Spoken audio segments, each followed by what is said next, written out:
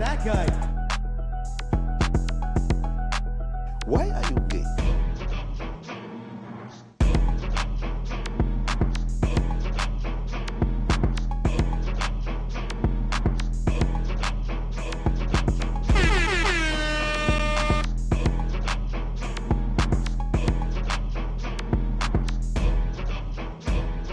You got a video you want me to react to?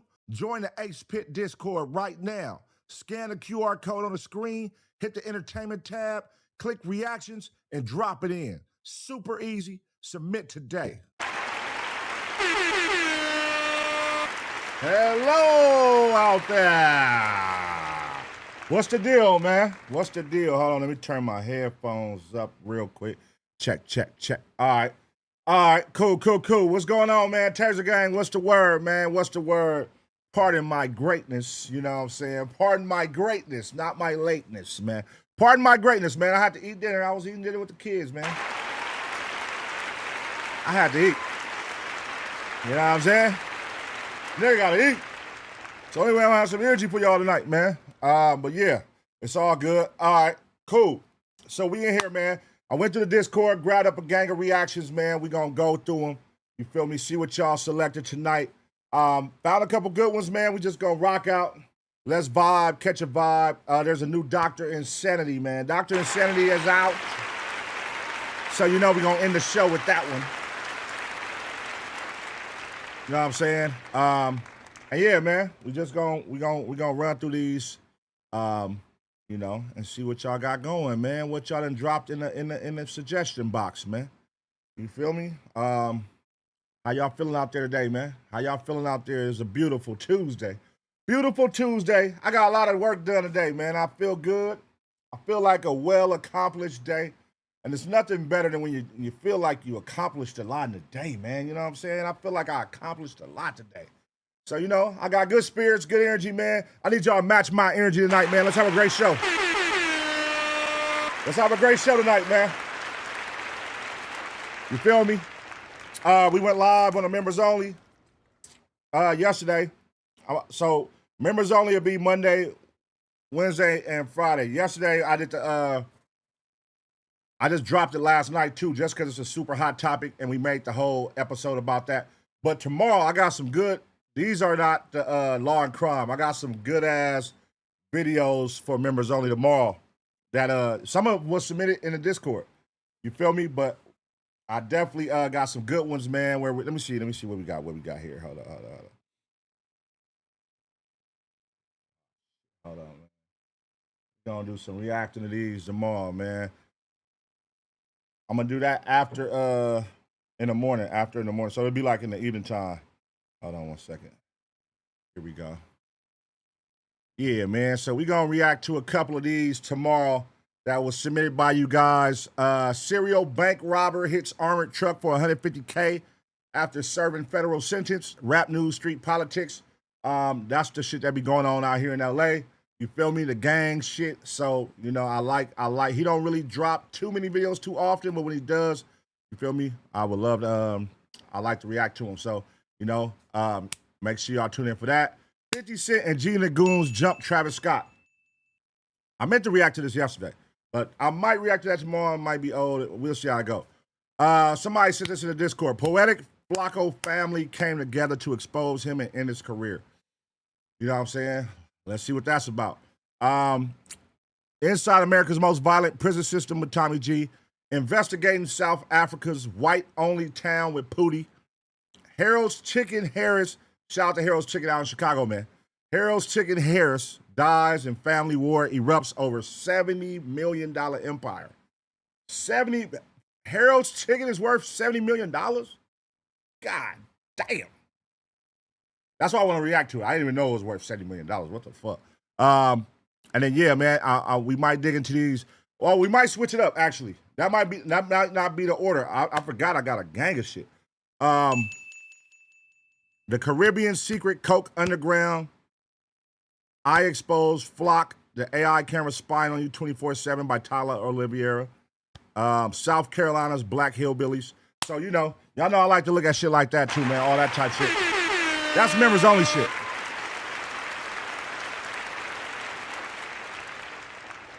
Meanwhile, on Law and Crime, we got some shit for Law and Crime, man. Harold's been around since the 80s. Yeah, shout out to Harold's, man. Goddamn, $70 million. I was asleep. I did not know that. I did not know that shit was worth $70 million, man. Sheesh. All right, cool. So tonight, y'all know how I go, man. Tuesdays and Thursdays is Law and Crime. These are all videos submitted from the Taser Gang, man, in the Discord. So we going to get into them. We going to see what y'all got. Saved right now. Instead of me just pulling like my 6 or 7 to react to, I just save all the shit that's in the Discord and I just skim through it live to see which one catches my attention based on how I'm feeling when I'm reacting. You know what I mean? So right now I got a lot of them right here and we just gonna skim through based on how we feeling and click which ones we want to react to. All right? For sure, for sure. First Lady Kia, what's happening in the building? Members only, cuz. Frat House Cocaine. Oh, I saw that. Where I gotta find that. We gotta react to that one, members only. I saw the frat house that was making like the pledges bag up cocaine, bruh. We gotta find a good story on that one. They was making the niggas bag up. Oh, look who got one. Law and Crime, boy. Hey, Law and Crime. So that means we gonna watch that tonight. We watching that tonight. Fuck what y'all talking about. We putting that on tonight, nigga. That is Law and Crime right there. All right. Yeah, we gonna watch that tonight. We gonna start the show with that, actually. Yeah, that's what we gonna do. All right, let's kick it off with that one, man. This is a hot topic going on right now. Penn State. All right, let me pull it up. Then we'll do all that. The evidence showed that cocaine. This is crazy. This is crazy, bruh. All right, let's get it. All right, we're going to have to cut that off. We are going up right now. Shout out to everybody up in here, man. Shout out to the chat, man. I see y'all got that motherfucker lit up green. Shout out to all the members in this motherfucker, man. But yeah, this is a wild one right here, all right? All right, y'all. It's going down at Penn State, man. Penn State frat brothers are busted in a cocaine trafficking ring, and it's on fire right now, man. They said they had the pledges up in there bagging that work up. Let's see what's happening, man. The evidence showed that cocaine was primarily packaged at the fraternity houses and that packaging was done by fraternity brothers and oftentimes pledges. The Attorney General of Pennsylvania has just announced a bombshell criminal case against 14 people in connection with an alleged sprawling cocaine trafficking operation involving former Penn State University students and fraternities. We have the alleged evidence, the shocking allegations, and more details on how this case unfolded. Welcome to Sidebar, presented by Law and Crime. I'm Jesse Weber. Okay, before we jump into this, all you cat owners out there, who does not want their cat to be healthy and happy, right? Feeding them Smalls, that's the answer. What the fuck? Where'd that come from? Caps. The fuck? All right, let's fast forward. Hold on. And treats for life when you go to smalls.com/sidebar. Between 2023 and 2024, large amounts of cocaine, kilos, were brought from Philadelphia and New York to State College, where they were cut and packaged for sale primarily to Penn State students. Damn.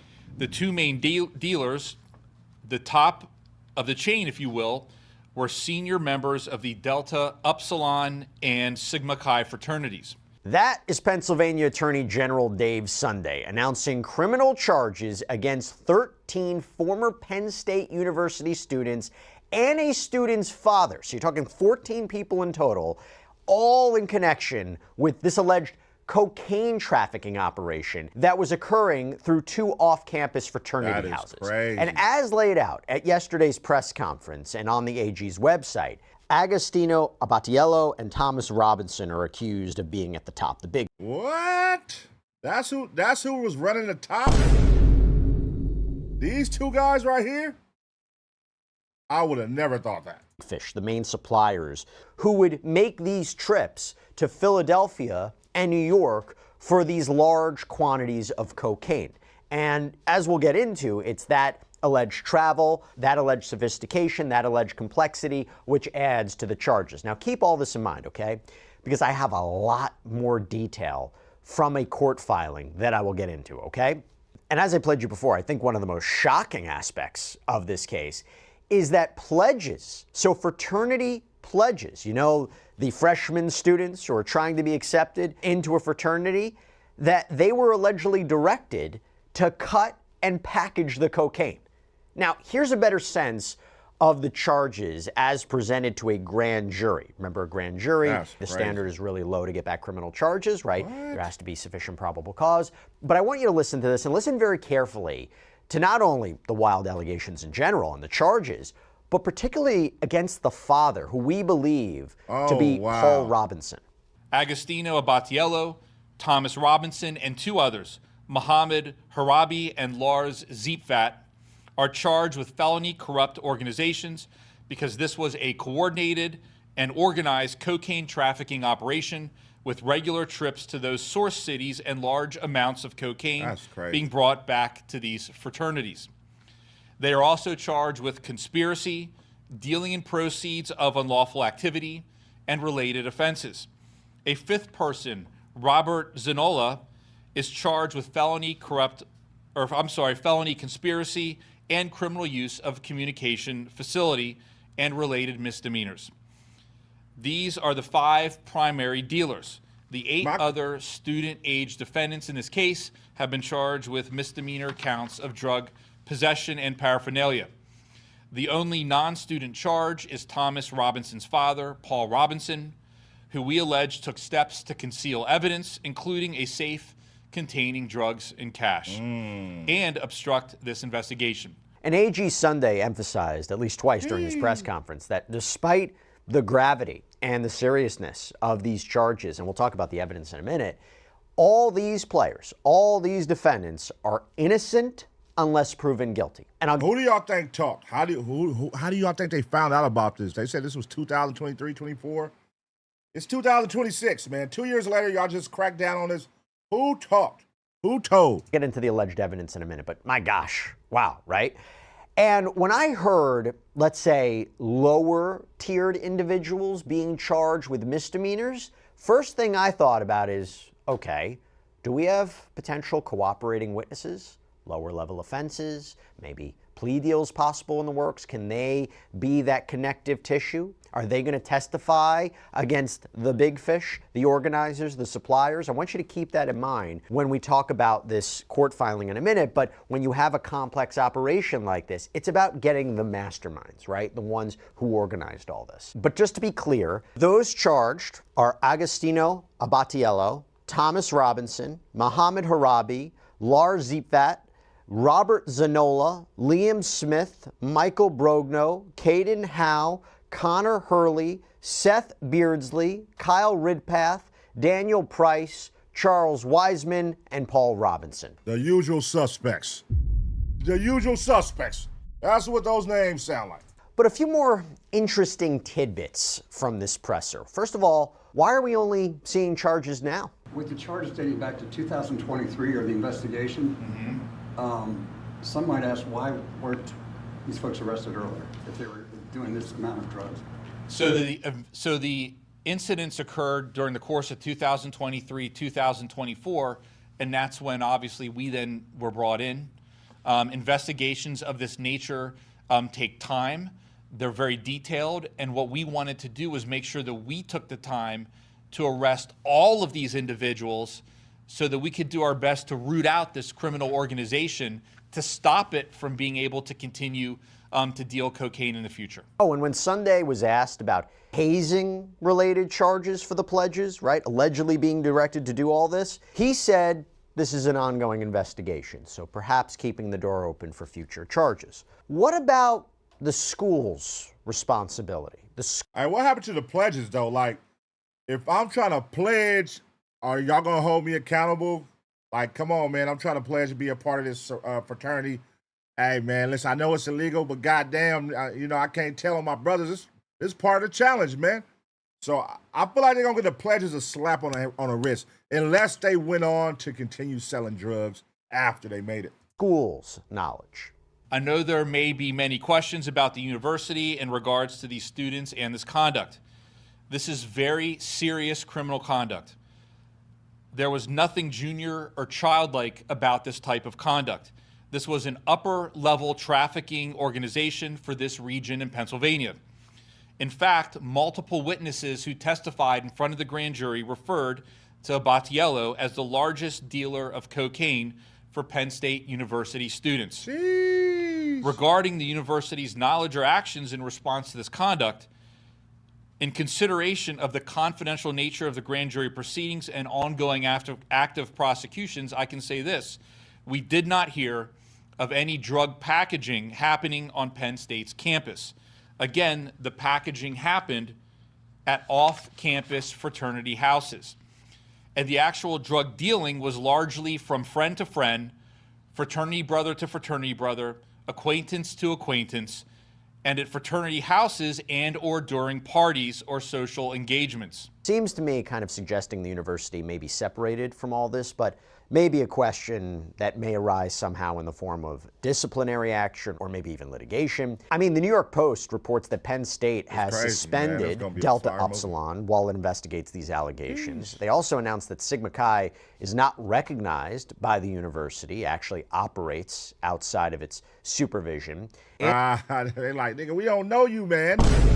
We don't even know this fraternity. Who the hell are you guys? We don't even recognize you niggas. Hey, them niggas built a goddamn fraternity just to sell drugs, nigga. That is fucking crazy, bro.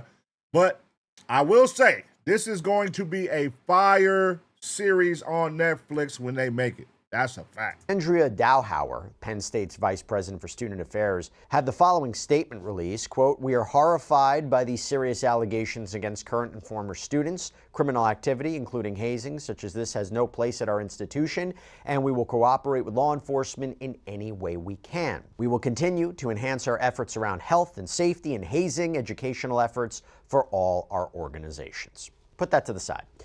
So accompanying this announcement was the release of an affidavit of probable cause and a statement of findings of fact from the grand jury. I want to read you sections from that because it provides a lot more details about how this whole case unfolded, how people were investigated, the evidence, the potential evidence, and more specifics of this investigation. So it says, quote, "The grand jury is investigating a case which began in September 2024, wherein Detective Donald Paul of the State College Police Department initiated an investigation into a cocaine distribution ring being operated in State College, Pennsylvania. Early in the investigation, Detective Paul was able to develop confidential informant, CI, that conducted several controlled purchases of cocaine from an individual whose sources was associated with two fraternities at Penn State University, Delta Upsilon and Sigma Chi.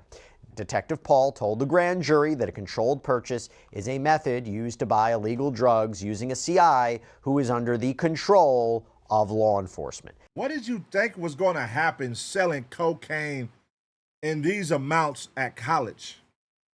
Like, my nigga, that's too many people. That's too close to each other, where the potential of something going wrong, the likeliness of something going wrong is high, bro. Look, like, that's too many people, bro. Nigga, listen, man, if I'm at college, I get my shit off to the people I trust, but I'm not just openly selling to everybody.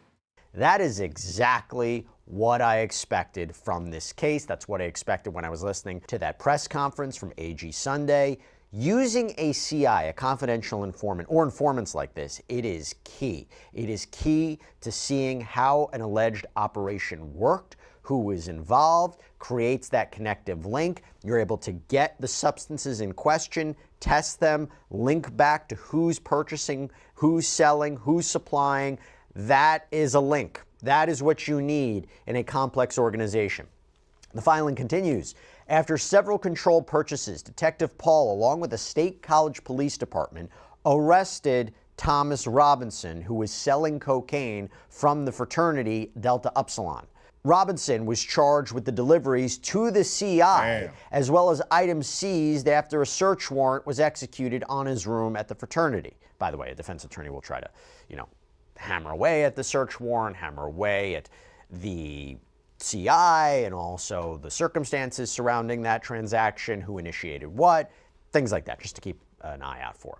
Quote, a total of 6 controlled purchases were made from Robinson between September 2024 and December 2024. Frequency matters. The drugs were sent to the Pennsylvania State Police Crime Lab for testing. This is what I talked about before. The drugs sold by Robinson were confirmed to be cocaine, and the total weight between the controlled purchases and seizure from Robinson's room totaled 73.8 grams of cocaine. After Robinson's arrest, this is key, he cooperated with law enforcement and gave information about his source of illegal narcotics. So he snitched. Oh my God. So you got criminal informants telling on this nigga, buying motherfucking, doing transactions. Then he get cracked and then he snitch. Now they finna make him go do transactions with his plug. Oh, damn. Robinson told police that Agostino Abatiello, who was a Penn State student and member of the Sigma Chi fraternity, was his source for cocaine. Robinson explained that he obtained cocaine from Abatiello on numerous occasions.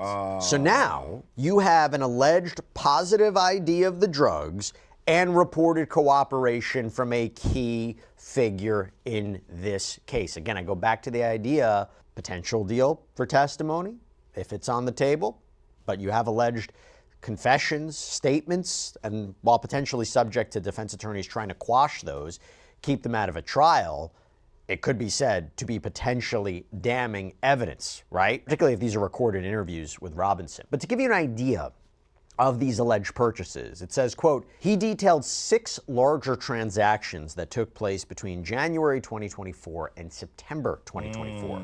The first 2 purchases of cocaine from Abatiello were for between 6 and 8 ounces on each transaction. The third purchase took place around March 19, 2024, when Robinson purchased 500 grams from Abatiello for $18,000. Bruh. These niggas is at college moving weight like it's the block, nigga. They acting like they in the trenches pushing weight. You niggas up here pushing 500 grams to the students. You up here straight kingpin, bruh. You niggas acting like Tyreek and them. Nigga, like, what the fuck is you niggas doing? The date was confirmed using a photo on Robinson's phone wherein several pledges of Delta Upsilon were assisting Robinson in packaging the cocaine into smaller baggies for distribution. Wow. We don't know exactly what that photo is, but if it purports to show what they're claiming it shows, you know how that could be important evidence, how that could be compelling evidence. And particularly the metadata, you can determine when that photo was taken. And in terms of the payment, in terms of the money trail, keep that in mind too. I'm going to get to that. Quote, Robinson's last drug purchase from Abatiello occurred around September 2024 when he purchased an additional kilogram of cocaine for $22,000. A lot of money here. The date was confirmed because the sale took place on a weekend of a home football game at Penn State University. Now here's the part where the grand jury lists out the alleged connective tissue of the players, the defendants. Quote, Robinson explained that he first met Abatiello through Muhammad Harabi, who I mentioned before.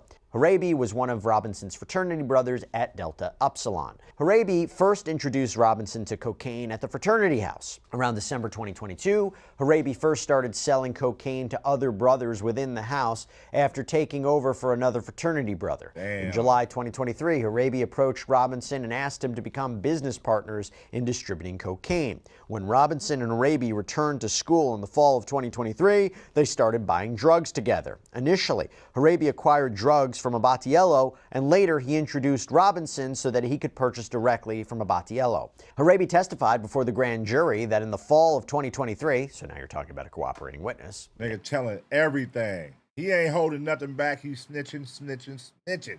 And I go back to this idea of plea deals. He set up the first purchase of cocaine from Abatiello using Snapchat, a messaging application on his phone. The agreement was to purchase around 100 grams of cocaine for $4,000. Robinson and Harabi both contributed cash for the purchase. Snapchat, you're talking about a potential digital money trail, digital records for the prosecution. Now, the defendants would have to explain the substance of those conversations, the payments, their purposes. That's key evidence. Quote, Abatiello brought the drugs to Delta Upsilon and delivered 100 grams of cocaine to Harabi in exchange for cash. Harabi's plan for the cocaine was to repackage it in half-gram bags to sell for profit. Robinson and Harabi would both make a commission off the sale of bags of cocaine. Harabi and Robinson then sold the individual bags to other fraternity members or friends. Robinson and Harabi would communicate with one another whenever the bags were sold to keep track of their profits. As the drug business grew, Robinson utilized brothers of the fraternity to assist him in his drug operation. God. In fall of 2024, Idiots. Connor Hurley and Michael Brogna, brothers at Delta Upsilon, assisted Robinson by packaging cocaine and delivering bags of cocaine to individuals for purchase. And he was probably giving them a little cut. You feel me? Giving them a little allowance, man. Hey, look, y'all go run these every week. You know what I'm saying? Run these every day. Do these drop-offs. I got you. Shooting them a little something. You know, these niggas in college, like, you know, a lot of these niggas in college, even though their parents be rich, sometimes their parents don't give them the money, so they need some extra cash. Shit, it's my fraternity, brother. Shit, I ain't gonna tell if you ain't gonna tell. And then next thing you know, they all tell. That's what's crazy. We supposed to be brothers, and now we all telling on each other. Niggas ain't shit. Where's the loyalty, man? Additionally, Ryan Matson, who was described as Robinson's best friend, was also an integral part of Robinson's drug distribution network. Matson would assist Robinson in picking up drugs from Abatiello and in distributing cocaine. Interestingly, I don't believe I mentioned Matson as one of the people who's currently facing criminal charges, right? Lars Ziepvat was identified as another business partner of Abatiello. Ziepvat was a brother at the fraternity Sigma Chi. Ziepvat and Abatiello were close friends and worked closely together in distributing drugs. Ziepvat explained that he was a cocaine user, and when he first came to Penn State, he had a source for cocaine in Philadelphia. He would get cocaine from his source in Philadelphia for himself and some of his fraternity brothers, including Abatiello. Initially, Ziepvat and Abatiello were buying between 3.5 to 7 ounces of cocaine from his Philadelphia source. After a short time, his source would no longer talk to him, so he and Abatiello sought out a new source. Abatiello then found a source in his hometown in New York that would supply them with larger amounts of cocaine. Ziepvat testified, again, maybe another cooperating witness, that once a source was obtained in New York around spring 2023, Abatiello made a large purchase for 100 grams of cocaine. Once he made this large purchase, Ziepvat described a shift in Abatiello, and it was clear to him that Abatiello was now selling drugs for profit rather than sourcing it for himself and a few friends. Niggas telling on each other like a mother. This is crazy. Breaking everything down. Every little key detail. How he got started. Where did he get started? Who was he buying from? Who did he switch to purchase? That's crazy how these niggas be talking. But what was y'all thinking selling that much goddamn coke at a college? The fuck was y'all thinking? Abatiello branched out from selling cocaine within the fraternity house and extended outside the house to other fraternities and students. On another occasion, in spring 2023, Abatiello asked Ziepvat and Robert Zanola, another Sigma Chi brother, to make a trip with him to New York to re-up his supply of cocaine. At the time, Zanola was already purchasing cocaine from Abatiello. Abatiello offered Zanola between $500 to $1,000 to make the trip to get cocaine. Ziepvat stated that Abatiello paid half the purchase price ahead of the trip, and Zanola paid for the rest in cash. Ziepvat and Zanola took 3 trips to purchase large quantities of drugs for Abatiello. They would drive to a location based on an address given to them from Abatiello. A man would deliver a bag with cocaine in it to either Ziepvat or Zanola, and they would return with the bag to State College and give it to Abatiello. Ziepvat and Zanola received payment for making the trip from Abatiello in either cash or a cheaper price for cocaine. Ziepvat explained that after Abatiello would get a large supply of cocaine, he would bring the drugs to Sigma Chi and have other brothers and pledges assist him in preparing and packaging the cocaine for resale. When Ziepvat and Zanola would return with a supply of cocaine for Abatiello, he would utilize fraternity brothers or his roommates when he later moved to an off-campus apartment to assist him in cutting up the cocaine and packaging it in smaller amounts to distribute. So, you know what? This nigga was feeling the power, man. All we realized that what this started as was a user who leveled up to becoming a dealer. You was feeling the power. You was doing coke. You was spreading coke around the house, and then you got your other brothers hooked on coke, and now you done turned these niggas into addicts. So now you gonna become a supplier. You a cold nigga you really a cold nigga for that. You turned out your whole dorm. Turned it out, made them all addicts, only to now become their dealer. If y'all gonna be in this motherfucker, y'all gonna do coke, and y'all gonna get it from me.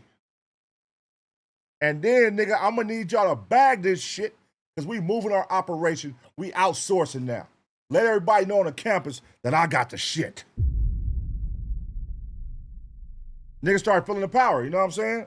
Hey, man, he learned the hard way. What you're seeing in these allegations is the level of sophistication, pattern, travel, money, payments, organization, which would help support the charges like we mentioned before: felony, corrupt organizations, conspiracy, which is essentially a criminal agreement, dealing in the proceeds of unlawful activity.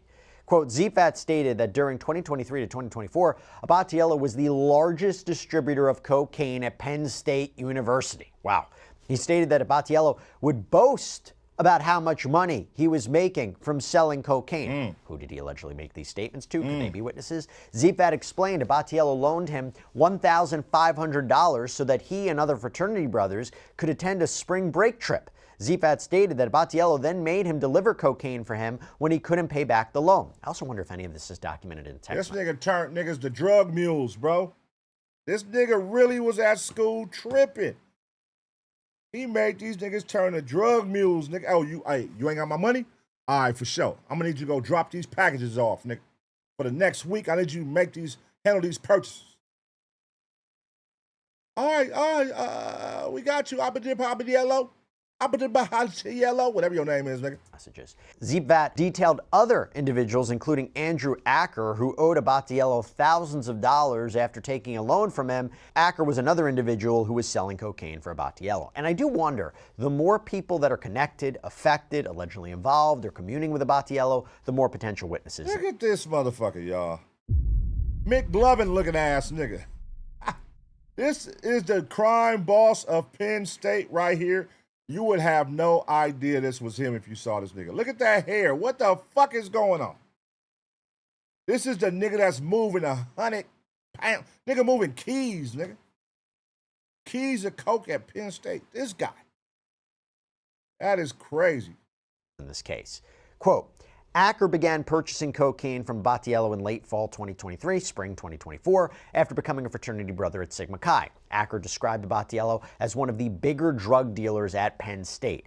Acker began selling cocaine for Abatiello to make extra cash. Acker explained that he would often use Cash App to pay Abatiello for the cocaine that he was distributing, and he believed the amount of those transactions to total around $30,000. Wow. In total, though, Acker believes that between cash and digital transactions, he paid Abatiello over $50,000 for drugs. Cash App, digital evidence, digital records. All right, man. This is why these young niggas, like, just leave this shit alone, man. Don't do crime, man. Who the fuck is doing drug deals on Cash App, bro? Who the fuck is doing digital drug deals? Why, in your rabbit-ass mind, would you say, I'm going to buy a Kia Coke on Cash App? Like, what are you niggas? Idiots, man.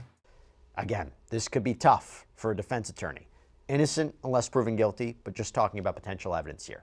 Now, here's how this filing concludes. Quote, several witnesses testified before the grand jury that they purchased cocaine on numerous occasions from Abatiello during their time at Penn State between January 2023 and August 2024. Many of the witnesses also either assisted or observed Abatiello preparing cocaine for sale by cutting it from a larger form to smaller individual bags for distribution.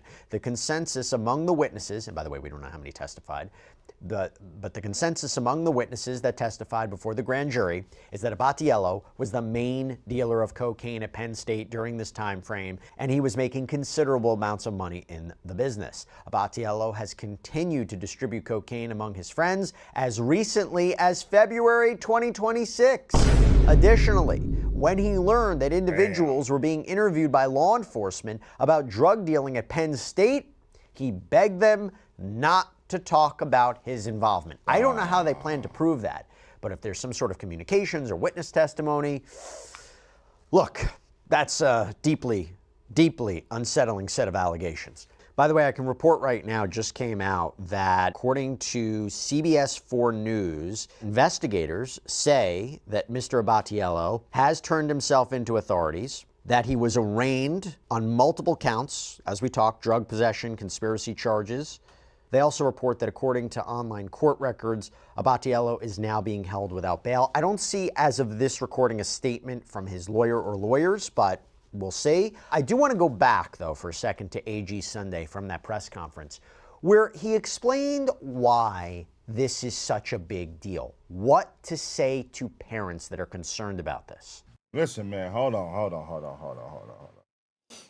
So this nigga kept this shit going. He at this point, he's in cruise control. He's serving, he going crazy. Then he gets a whiff that the police are on me. Then he starts telling everybody, hey, don't tell. And what they do? They went to go tell that he was telling them not to tell. Nigga, listen, not only was they getting your pushers, nigga, they got the name nigga that was buying drugs from you on campus. And he told them everything, how you got it, where you went to go get it from, who was your dealer, how much you paid, how much he paid. When he missed a payment, what had to happen? Transactions, digital transactions. Like, you're an idiot, bro. You're an idiot. You was probably getting high on your own supply, and you didn't realize I'm fucking up. I'm slipping. I put too much trust in these niggas. That's where it seems like you was trusting these niggas a little bit too much because they're your fraternity brothers. And I would think, fraternity brothers shouldn't tell on each other. I would think that, but nigga, we're in an era where everybody's telling. Hell, fraternity brothers telling on each other. Nigga, gang members telling on each other. Everybody's telling on each other. I'm not trusting nobody when it comes to doing some shit like this. That's crazy. With regard to parents that might be watching this and thinking about what's happening at the school, I just want to say this. There is no city, county, community that exists that doesn't have to deal with issues such as drug use, drug dealing, addiction, and things of that nature. This is something that occurs all throughout our country and all throughout the world. And that being said, we take it very, very seriously, which is why we conducted this investigation, which is why we filed the charges we filed. And I will say that not only have we filed these charges, but I promise you that we will be watching. For students who think about going to college, being away from home for the first time, and having an opportunity to kind of do what they want, they need to understand that there are always going to be ramifications for your actions. And just because you're at college and you're making money and you think that this is something you can get away with, it's not. It's extremely serious. Law enforcement takes it extremely seriously, and we will continue to investigate and prosecute individuals that decide to deal drugs on college campuses. All right, so what a development. Had to bring it to you. Big shocking news. Series of allegations. Again, they're all innocent unless proven guilty. But, my gosh. Damn, man. Cold game. Hey, man. It was fun while it lasted. That's all you can say about that. It was fun while it lasted. You guys was going up, having parties. Big cocaine in the house, so y'all probably doing it crazy every night going up. Got the bitches over there off the coke, y'all off the coke, going crazy. Weekends, football games, y'all wilding out. Y'all niggas over there with keys of cocaine. 100 grams, pushing ounces, going crazy, going stupid. And yeah, man, I feel like it probably was some niggas who was hating on you, brother. Like some niggas who you probably went big on. You know how niggas be. Y'all remember the movie Belly? When a nigga over there from across the street while them niggas balling? I don't like that shit. Niggas don't be liking that shit. And they said you walking around campus popping it. You know what I'm saying? You popping it about how much money you getting. Come on, man. College, you went a little bit too hard for college, bro. You shouldn't have been doing that up there. That's crazy. So yeah, man, I hope somebody watches this who is going to college and learn something they should not do. This is common sense, though. I would never, listen, I would never do this, like try to push this much cocaine at a college. Nigga, what are you thinking, bro? Nigga, crazy, man. But let me know what y'all think about this situation. What y'all think about him? What do y'all think will happen in this situation? How much time do y'all think they're going to give him? It's 12 to 13 people. The dad getting, everybody's going down. Now, I think they just want the big fish in this situation, though. Just give us the big fish. The rest of y'all, yeah, y'all going to plea out, and we're going to give y'all lesser time. But we really want this nigga and his connects. You feel me? So let me know what y'all think going to happen, man. I'm going to give y'all 2 seconds to smash the like. And as always, get ready for the next reaction.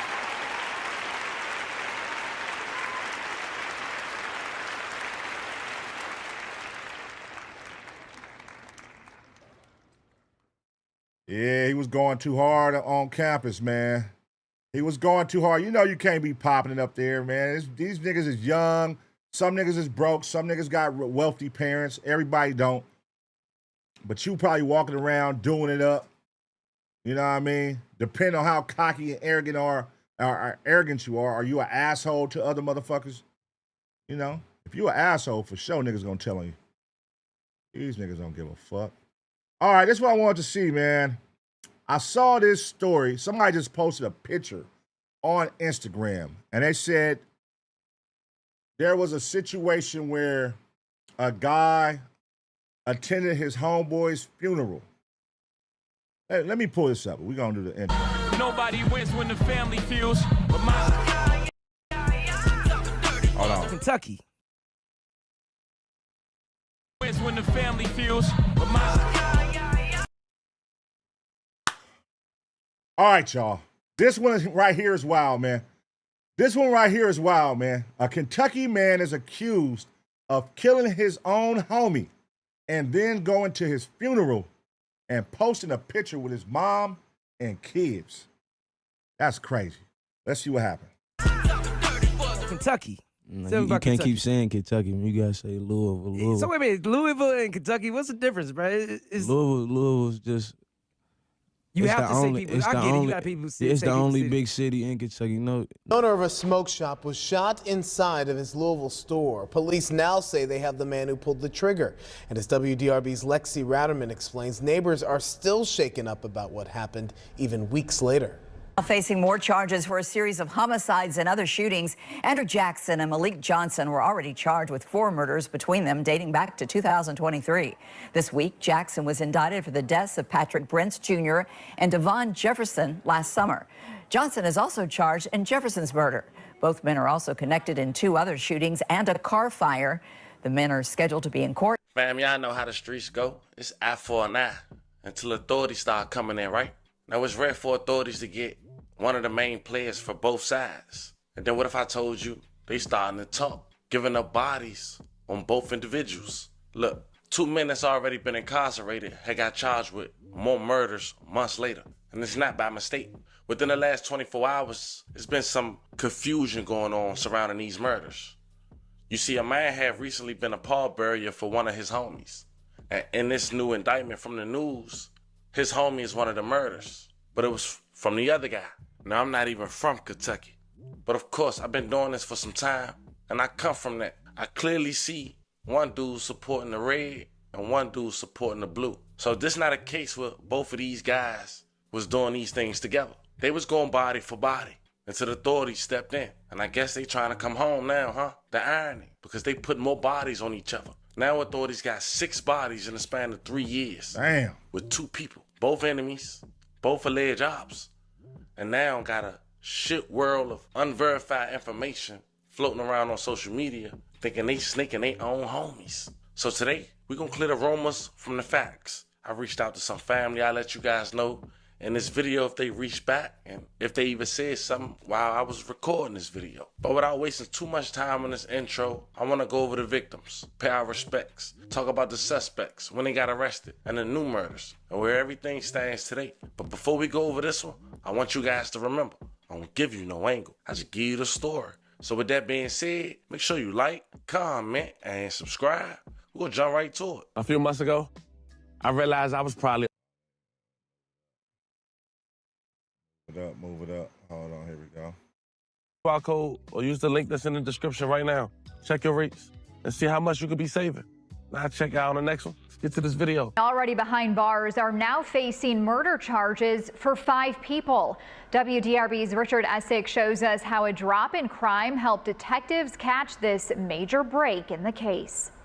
An LMPD spokesperson told us that violent crime in Louisville has dropped, giving LMPD homicide detectives time to work on some of their old cases. According to court documents, Andrew DeMar Jackson and Malik Deshaun Johnson murdered Devin Jefferson on July 22nd of 2025. Then the very next day, on the 23rd of July, according to the indictment, they started a fire that caused an explosion at a building on West Oak Street. Then earlier, that very same week, Andrew Jackson, acting alone according to the indictment, assaulted a person and then seriously injured another. Jackson is also charged with the murder of Patrick Bennett Jr. We indicted 2 that are currently in custody. Malik Deshaun Johnson was already in jail for the January 2023 murder of Monte Robinson. And from our reporting, Andrew Jackson was also already in jail for 2 murders. In September of 2025, Jackson was indicted for the murder of 31-year-old Andre Lewis at an apartment complex in Linden. Police at the time told us that Lewis was found shot multiple times. And in December of 2025, DNA evidence helped indict him for the April 2025 murder of Wayne Woods Jr. Woods was found shot multiple times, and police told us that they have also arrested 2 other men in connection to that murder. Man, these niggas got to get a life, man. So you niggas just out here just killing niggas left and right for no. What do you do? What is your occupation? What is your daytime occupation, young man? Like, you just going around just killing. Why are you so mad at life, nigga? You just going around killing people every day and assaulting people? The fuck is going on, man? God damn, niggas are straight losers. Indictments stem from incidents that occurred last year. So the detectives are going back to their old cases. They're knocking off the dust, getting them from cold to red to down. The indictment also accuses both Jackson and Johnson are connected to 2 non-fatal shootings in 2025. In Louisville, Richard Essex, WDRB News. Now you see how the news put that article out there and that news clip? You would think them boys was working together to take bodies out, right? But that's not the case. But because how the news had put this information out there, you got people who now think this dude who was one of the 6 pallbearers for his homie funeral, his last post on Facebook, is a snake, thinking he running with the dude who killed his friend. And little details like that matters, because people who not in that world don't know how easy it is to get somebody touched in jail just off something just like this. But let's continue. Fam, we headed back to Louisville, Kentucky, the largest city in the state, sitting right along the Ohio River and probably best known nationally for the Kentucky Derby and Churchill Downs. But outside of the horses, bourbon, Louisville slugger bats, the city... Kentucky Fried Chicken? No? What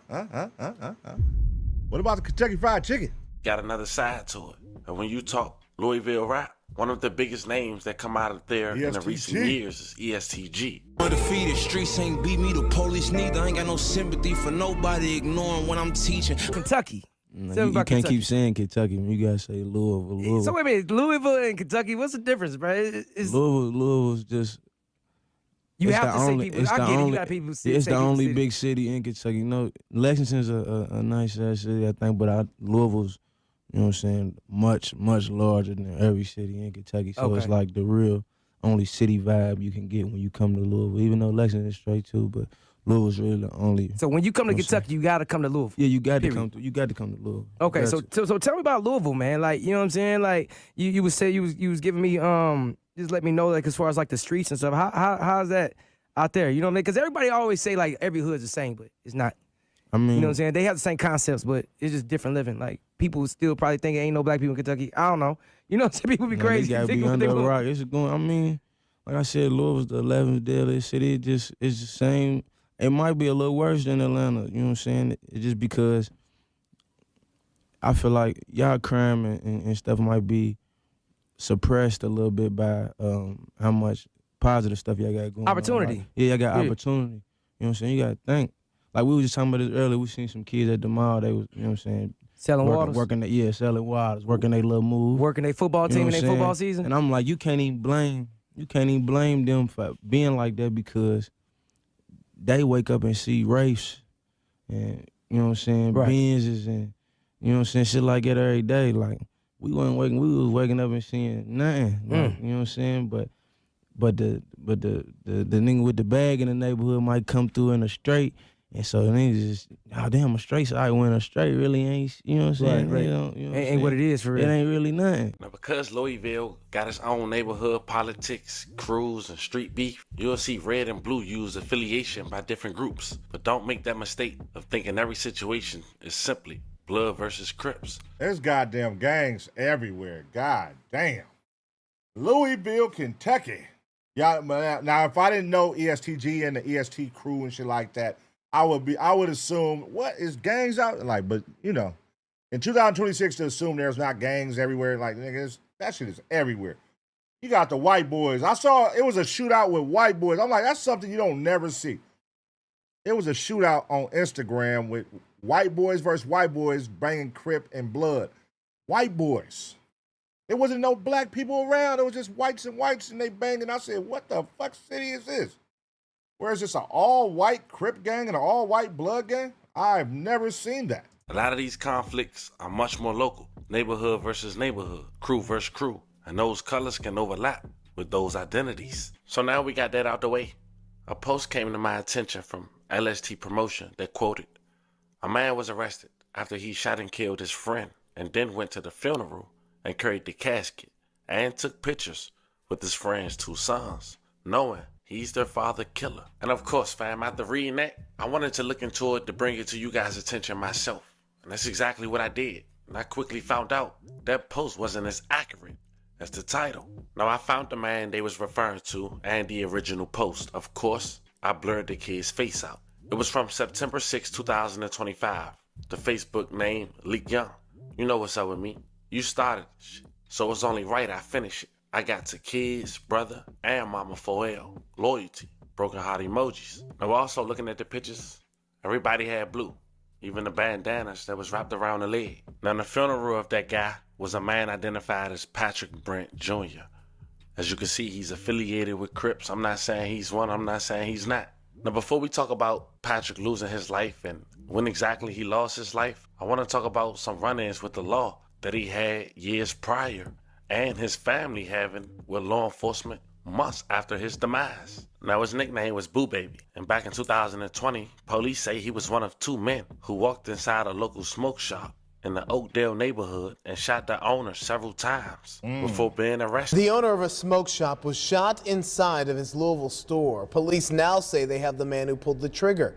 And as WDRB's Lexi Ratterman explains, neighbors are still shaken up about what happened even weeks later. NNT's Smokers Outlet here on Beecher Street is riddled with bullet holes after a shooting 3 weeks ago. Damn. Neighbors tell me that shooting put the owner in the hospital, where he still is just months after opening up shop. It's sad, you know, that nobody can open a business like that over here. You can't have a business open without having fear something like this happening. Police say 24-year-old Patrick Brent walked into the store with another suspect and started shooting. He shot 19 rounds. Neighbors tell us the owner was shot 7 times. Damn. God damn. Nigga. What the fuck was you in there doing? See, these niggas is dumb. That'd be the thing about this new generation. Like, these niggas be out here just shooting and they get caught the next day. They do it on camera. They do it in front of everybody. You niggas is the most impatient, wanna pull the trigger ass niggas I ever seen in my life. God damn, y'all don't care? Y'all don't care that there's cameras? Y'all don't care that people watching? You hate a nigga that bad, bro? That you, like, what? You know what's gonna come with this, nigga, if somebody see you. Like, you know what's gonna come with this, bro. MPD says surveillance videos caught Brent in the act. He was arrested yesterday. As we talked to several neighbors and told them one of the suspects from the shooting was arrested, they were happy to hear the news that the beloved store owner is getting justice. They say when he opened shop, he was a bright light for the neighborhood that looked at a dark, vacant building on the corner of the street for years. He was a great guy. He was wonderful to the neighborhood, the community. I mean, on Thanksgiving, he gave people in the neighborhood free turkeys. was always doing events for the kids. According to court records, this is not Brent's first run-in with the law. On top of his attempted murder and assault charges from this shooting, he also faces possession of a handgun by a convicted felon for a similar case of shooting someone and running away. No word on that other suspect. As for the store owner here, we don't know his condition, but we know his neighbors are ready for his return. They even painted his door to welcome him back after he recovers. Reporting on Beecher Street, Lexi Ratterman, WDRB News. Now, that incident happened January 7, 2020. He was in the act, on camera, shooting more than 15 rounds at a store clerk. Thank God he survived, but he managed to come home. I shouldn't even have to speak on nothing else regarding to that. What? What? How? We know how. You just shot a nigga 7 times. And you was able to walk scot-free in less than 2 years. What? Plus 2 do equal 4. And this is probably why he had a target on his back shortly after his release. August 25th, 2025, Patrick Damon Dwayne Branch Jr., then 30, was gunned down. No news reports, no articles, just a date. May he rest in peace and love and condolences to his family. Now, before we continue this story and this timeline, when it comes to Brent Jr., his dad killed his mom months after his demise. Patrick Brents, 57 years old, shot and killed his wife, Carolyn Ross Brents, on March 14th, 2026. Nigga, what is going on? 7 months after Patrick Brent Sr.'s son was gunned down. An argument in their Louisville home. Court documents say Ross Brents told Brents he needed to clean up the house before they went out of town because she wanted to come home to a clean house. That sparked an argument that led to Brents grabbing the firearm from his bedroom while her son, who was living, told Brents not to shoot her. Brents responded, quote, "What you gonna do about it?" end quote. Her son saw his mother fall to the ground after being shot in the stomach. Bruh, you killed your wife because she told you go clean the house? You don't... This is crazy. You that damn filthy that you don't want to clean up the house. All she's saying is, hey, we finna go on vacation. Let's clean the house up so when we come back, the house is nice and clean.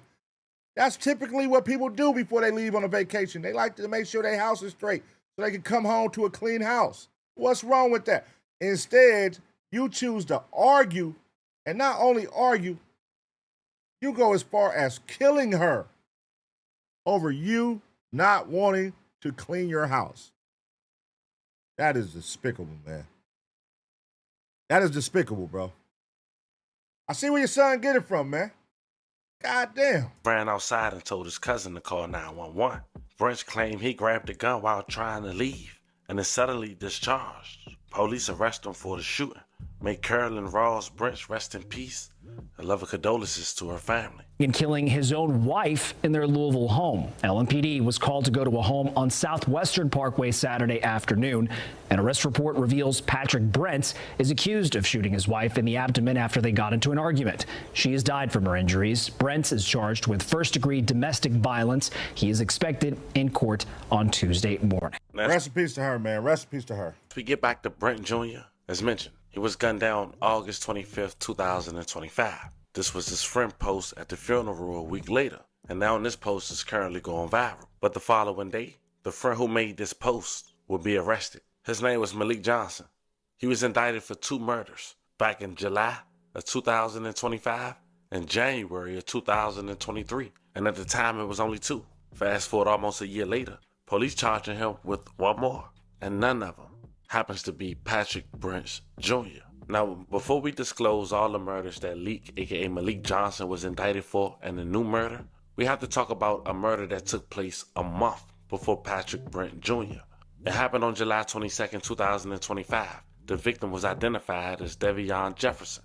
He was a man who was affiliated with Bloods.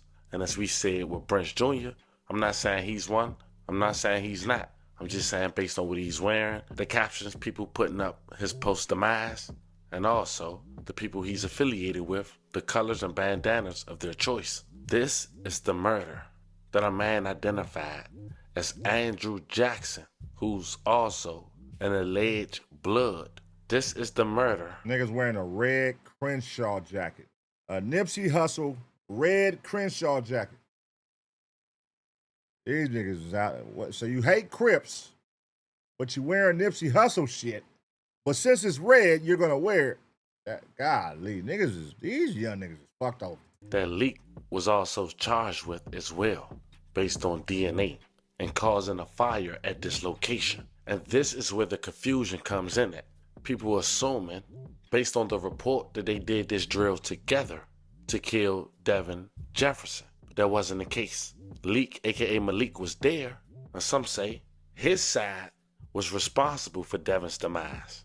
But Andrew got charged with it as well because he was with his friend, Devin Jefferson, allegedly. And in return, both Leak and Andrew was charged with the demise of Devin Jefferson on July 22nd, 2025, who was an alleged blood. But retaliation would come, as we know, allegedly, the following month in Patrick Brent Jr., an alleged Crip. But a month after Patrick lost his life, Jackson was also indicted in September of 2025 for the murder of Andrew Lewis, a murder that took place in May of 2024. And after getting his DNA for that arrest, it led to another murder that happened in April of 2025. The murder of Wayne Woods Sr. May he rest in peace and love and condolences to his family. So for Jackson, that's 3 murders alone. Devin, his own crew, Wayne Woods Sr., and Andrew Lewis. And when it comes to Malik, he was indicted for Jefferson murder. He was previously indicted for the January 2023 murder of Monte Robinson. At the time, he faced additional charges of being a convicted felon in possession of a handgun, tampering with physical evidence, and fleeing or evading police. So now we broke this down on where everybody fits in this story. Check out this news clip once again. So who was charged for the nigga? Who was charged for the nigga that his homeboy? Nobody? So where did this narrative that he helped? Where does that come from? And it'll probably make more sense. Now facing murder charges for 5 people. WDRB's Richard Essex shows us how a drop in crime helped detectives catch this major break in the case. An LMPD spokesperson told us that violent crime in Louisville has dropped, giving LMPD homicide detectives time to work on some of their old cases. According to court documents, Andrew DeMar Jackson and Malik Deshaun Johnson murdered Devin Jefferson on July 22nd of 2025. Then the very next day, on the 23rd of July, according to the indictment, they started a fire that caused an explosion at a building on West Oak Street. Then earlier, that very same week, Andrew Jackson, acting alone according to the indictment, assaulted a person and then seriously injured another. Jackson is also charged with the murder of Patrick Bennett Jr. We indicted 2 that are currently in custody. Malik Deshaun Johnson was already in jail for the January 2023 murder of Monte Robinson. And from our reporting, Andrew Jackson was also already in jail for 2 murders. In September of 2025, Jackson was indicted for the murder of 31-year-old Andre Lewis at an apartment complex in Linden. Police at the time told us that Lewis was found shot multiple times. And in December of 2025, DNA evidence helped indict him for the April 2025 murder of Wayne Woods Jr. Woods was found shot multiple times, and police told us that they have also arrested 2 other men in connection to that murder. These indictments stem from incidents that occurred last year.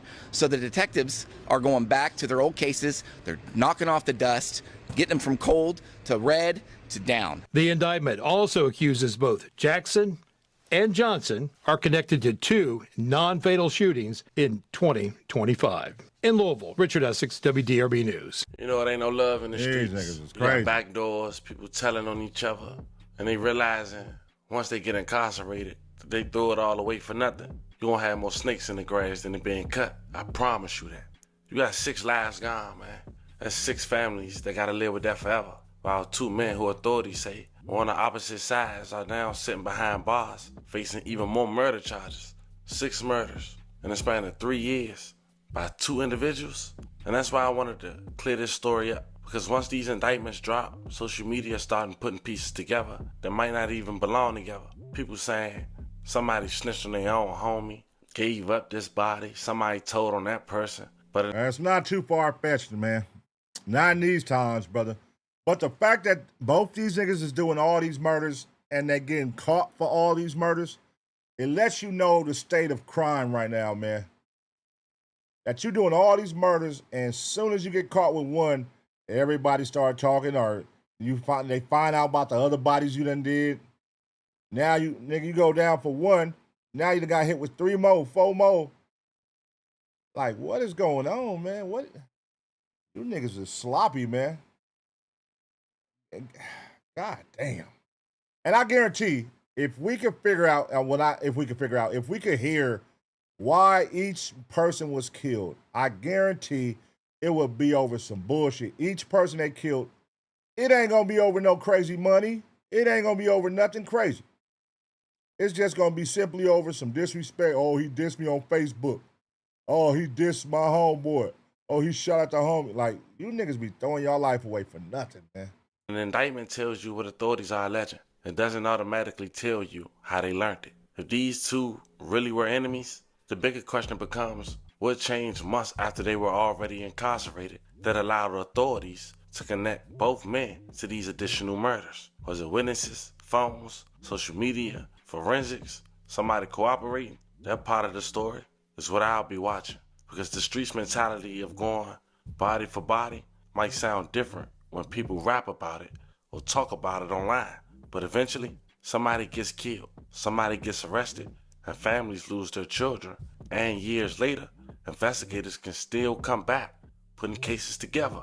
As more paperwork becomes available, we'll come back and separate what can actually be proven from everything being said online. Until then, prayers and condolences to every family that lost somebody in this situation. Regardless of what side anybody was allegedly on, y'all get in the comment. All right. Rest in peace to everybody lives lost in that video, man. A lot of lives were lost in that video. Shit, that was about 7, 8. You know what I mean? But the craziest part is, yeah, the two dudes out here killing everybody, but the mama getting killed by her husband because he don't want to clean his house. He don't want to clean the bedroom. That's a sad situation, man. Rest in peace to her. And yeah, man, you know, I guess this video kind of cleared. He didn't really dig into how that narrative came about, that the guy killed his homeboy and carried his casket and took pictures with his kids. You know what I mean? So, yeah, that was a little bit of clickbait right there. Although I did see that on Instagram. Somebody had just posted a picture of him and his kids. And you know how they say, like, suggested for you on Instagram? It was suggested for me. And it was somebody with a long-ass caption like, you can't trust nobody. All these niggas are snakes, blah, blah, blah. And you know what I mean? But that's a cold narrative, though. If that isn't true, that's fucked up to be putting that on somebody, especially if that was like your real homie and y'all was close, and now you in jail and everybody's saying that you killed your homie and all this. That's fucked up, you know? But if you did kill your homeboy, that's fucked up too, you know? But as far as that, I guess it seems like he was clearing the narrative of what they was pushing out there. So until we get some solid, hardcore evidence or proof, I'm not going to say that's true, man. But you never know. You never know in today's days and times, man. So let me know what y'all think. I'm going to give y'all 2 seconds to smash the like. And as always, get ready for the next reaction.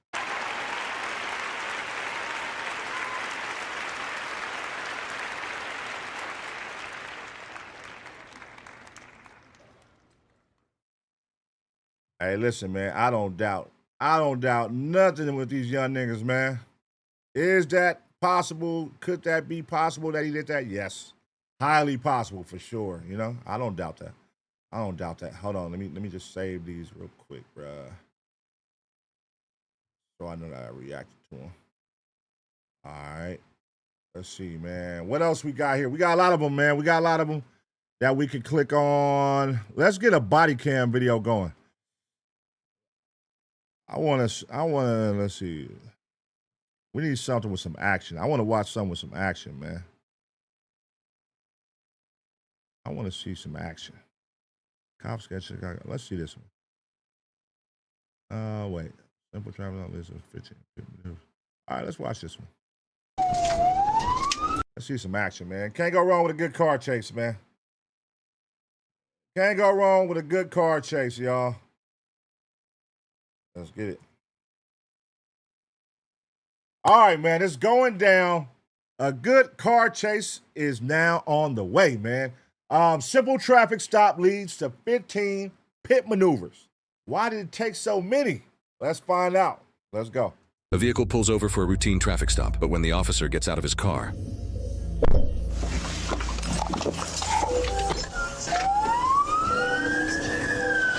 Vehicle's taking off. We'll be on that Wildest. Approaching the dead end.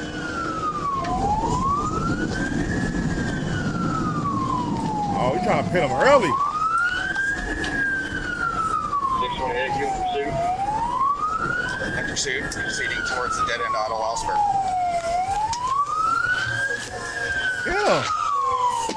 Tony, can you notify us of the 626 location?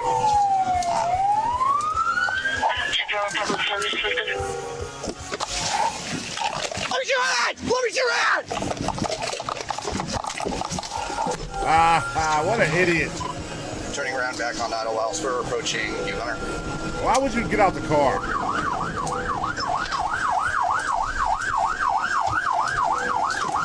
Get him. Oh my God. Unsuccessful hit.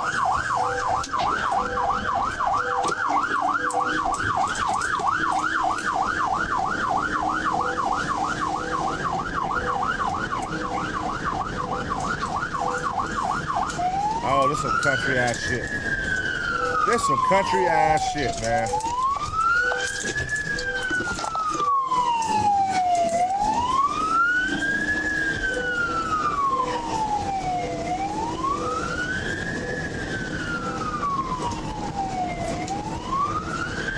You are approaching the state line.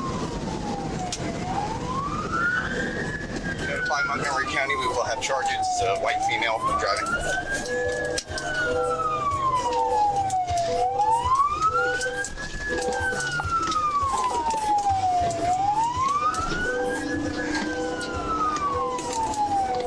All right, man.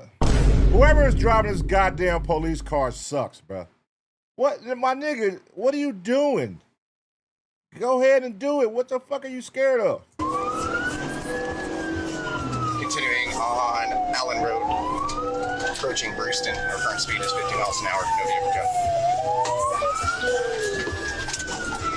What's your trafficking? Uh-oh. Be careful. 30 miles an hour, Brewston Road, Brewston Drive, eastbound. No vehicle jumping. Oh, this is a residential area. You can't do it over here, buddy.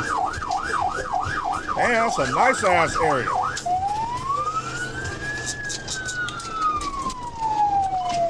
We are continuing on Brewston Drive, passing Melissa Lane. Our current speed is 50 miles an hour. No vehicle jumping. Bro, did y'all notice how fast it changed from like being in some goddamn country ass hick town to a nice ass suburban area that fast? Only a couple blocks? That shit is a fucking night and day. Montgomery County, what your charges are? Apache Way, passing Brewster. We are now headed eastbound. Our current speed is Don't do it in residential, nigga. That kid right there. Parking and prepare to signal. the driver, currently an unidentified female, was parked on the wrong side of the road right in front of a known drug house, which is what initially prompted the traffic stop. What the officer doesn't know, however, is the vehicle also doesn't belong to her. Heading to the dead end, 12 Oaks, now 12 Oaks Drive. Now around the 1500 block, our current speed is still 47 miles per hour. Nigga sleep.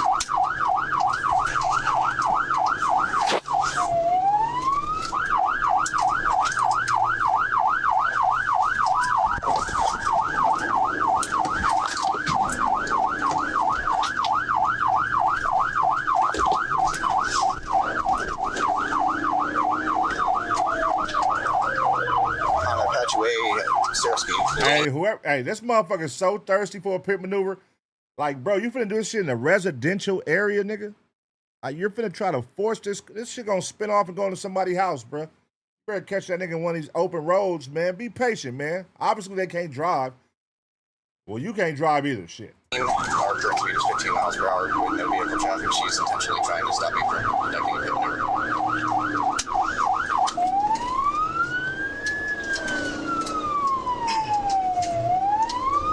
Are you know subdivision before Tiny Town? Yeah, 10-4. We're headed back onto 12 Oaks Boulevard from Apache.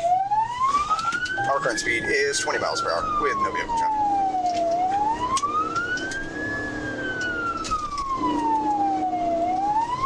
I'm approaching over there now. Don't do it, man. Not right here, fool. 12 Oaks, passing Bonnie Blue. Oh! We are northbound towards Tiny Town. Our current speed is 56 miles per hour with moderate vehicle traffic.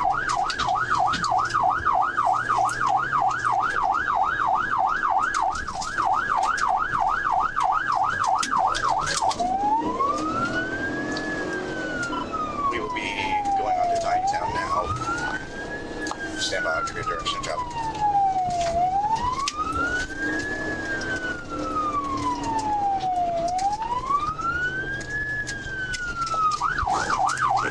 We will be on Tiny Town Road, southeast. Approaching back to the road. Bro, look how thirsty this nigga. Bro, you about to pit maneuver and it's a person walking right here, bro. You so thirsty. You don't even know what you're doing. They need to get somebody behind the wheel that know what the fuck they doing. This is clearly a rookie or something. Dude, move. You sure she's going back to the road? Bro, you about to get somebody killed. 10-4, another unsuccessful hit. 10-4, class 1 more DC. Tiny Town approaching Allen Road. Oh, shit. Slow down, bro. Moderate vehicle traffic. Fuck it, hit the gas, bro. Go crazy. Are you eastbound or westbound? Towards Fort Campbell or towards Clarksville? Westbound towards Campbell. All right, so here's my question. They said this car is in a pursuit because it was sitting in front of a drug house. Based on the car and how they're driving, how much do you think, what type of purchase were they trying to make at the drug house? How much? How big of a purchase? How small of a purchase? How much money do you think they were spending on a purchase at this drug house?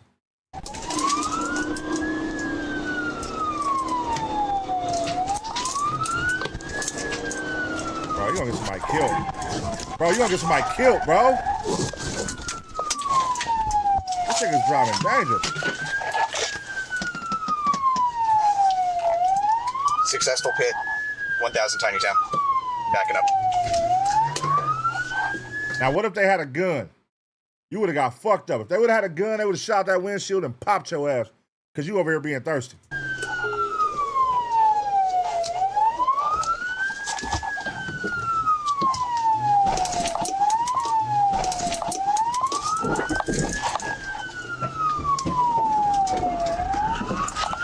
Stop your vehicle!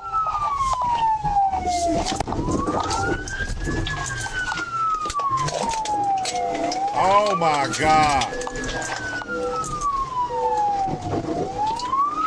Oh my God. Oh my God. You making somebody killed, man. Lose your hands! This nigga thirsty. Hands up! Hands up!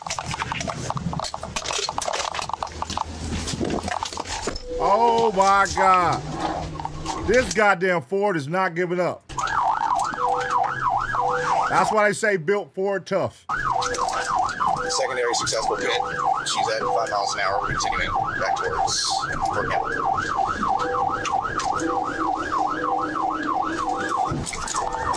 Oh my God.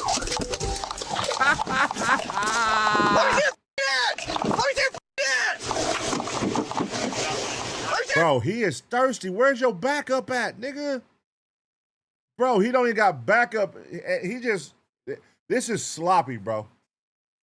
This is sloppy. There's so many things that went wrong with this car chase. Get out! Open the car! Come out now! Come out! Come out!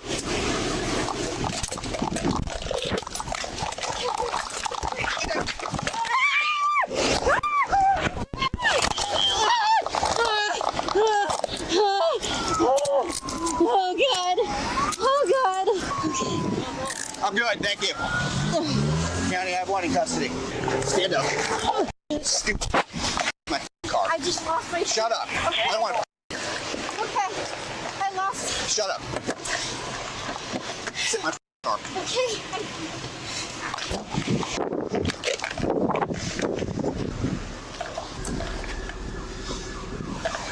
County, the car's clear. I'm 10-4.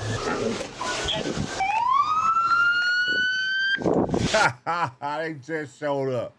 How the fuck your backup take that long to show up on a car chase, bro? Are you f***ing kidding me? Sir? You know how stupid that was? How f***ing dare you? What the f*** were you thinking? I wasn't, sir. Everybody else in the car? No, it's clear. It's clear. Did they hit anyone else? That's it. We're good. You have the right to remain silent. You understand those Bethany rights? Spears. Why do you run? I was scared. Scared of what? I don't know, sir. Do you have drugs in the car or something? No. Then why are you running? There's a reason you're running. I just didn't want to go to jail, sir. You have warrants? No. Why would you go to jail for a turn signal violation and for illegally parking? Like, what? Make that make sense to me where I f***ed up my car, I f***ed up this car, why I'm chasing you, the entire f***ing public? Why the f*** am I doing that? So you better come up with a better reason. This nigga sound like Ned Flanders, bro. Nigga sound like Ned Flanders. Well, why would you do something like that? This nigga's crazy, man. Fucking white questions, man. Give her a fucking... Lock her up, man. What you gonna do, man? All them dumbass questions. She high as giraffe pussy right now. She can't even register in what the fuck you asking her. And I was scared for a turn signal violation for illegally parking. I'll let you think about it. Why the hell was she running? I got scared for illegally parking and a turn signal violation. You're joking. Nope. Now she was in front of a known dope How house. dare you? Is there dope in the car? This is your time, tell me. Yeah, there is. How much? Not very much at all. A little bit of meth or something? A little bit of meth Okay, and a little bit of heroin. Is that why you ran? Yes. See, makes more sense. I don't know who you are as a person today. It's not great. That changes lives. It does like this. You know what it probably would have been if you would have stopped and you had dope on you? Probably been a possession charge and you'd probably be out tomorrow. This is a 2-year minimum in Kentucky. Yeah. I dropped my flip-flop and my phone. I'm more worried about my phone. How dare you? It's unnecessary, right? I wasn't thinking at all, sir. You take. We'll get you flip-flop in your phone. Thank you. Are you on right, sir?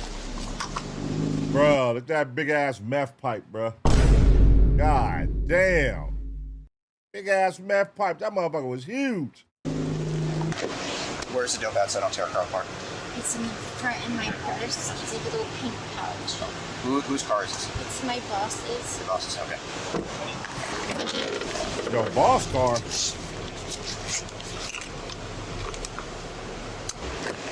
So do I get your side of the story straight? Essentially, you got scared. So that location where you're at, that's a dope house. I'm not stupid. No, not anymore. No. It used Who the hell who y'all think she worked for? Her boss's car. Who do you think she works for? What occupation, what business, doing what?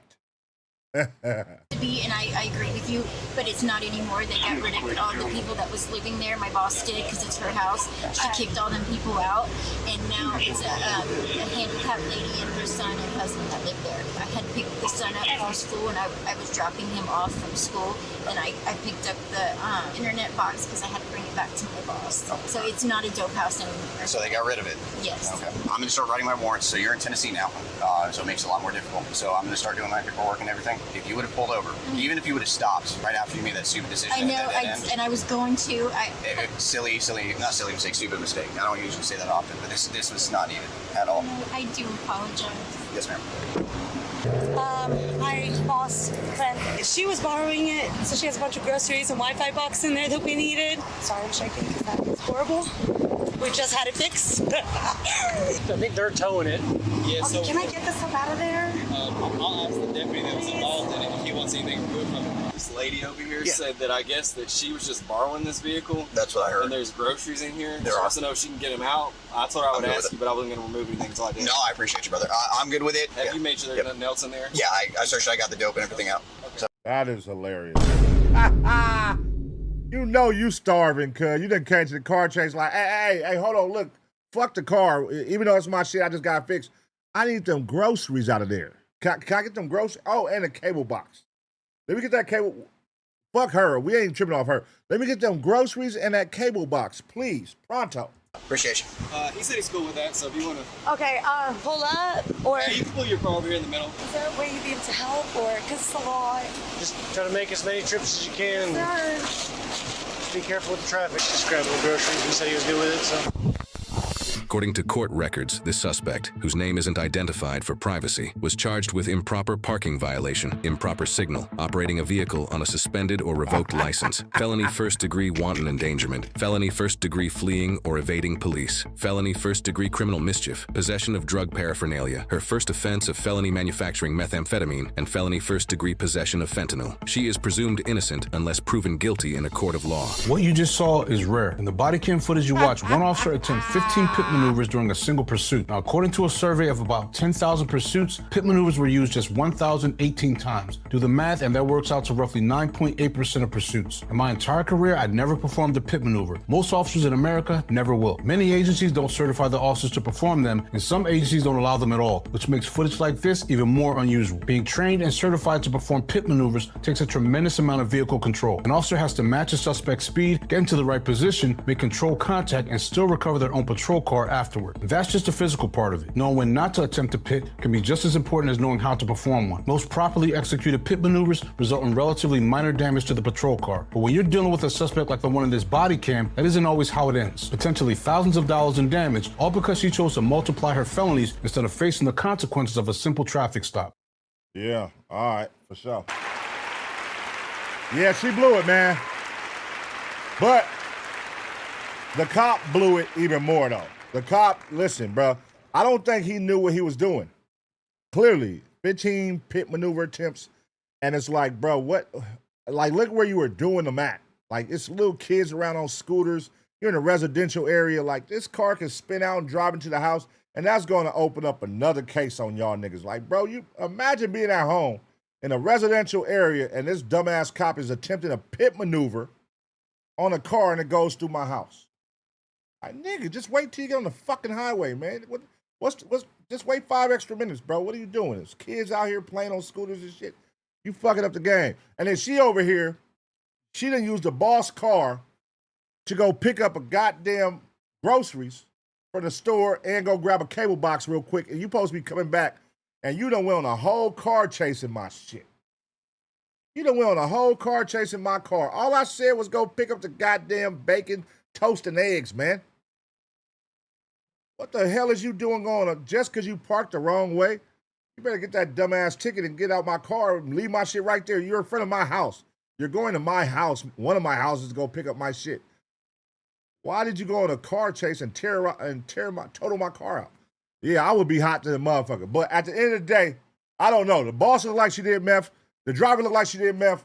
Who knows what the fuck they had going, man? And that looked like a meth mobile. At the end, like, you go get one of them cars for $1,800 from the junkyard, man. You feel me? But that motherfucker was definitely built for it tough, man. It was holding on for a long time. But let me know what y'all think about this situation, though. I'm going to give y'all 2 seconds, smash the like. And as always, get ready for the next reaction.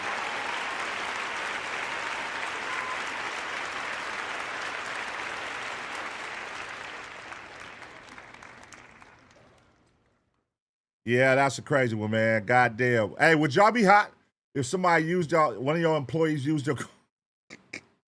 You told your employee go pick up some groceries and a cable box from my house, and the next thing you know, your car's in a car chase, and then I got totaled out, all because she want to run because she got meth in her car.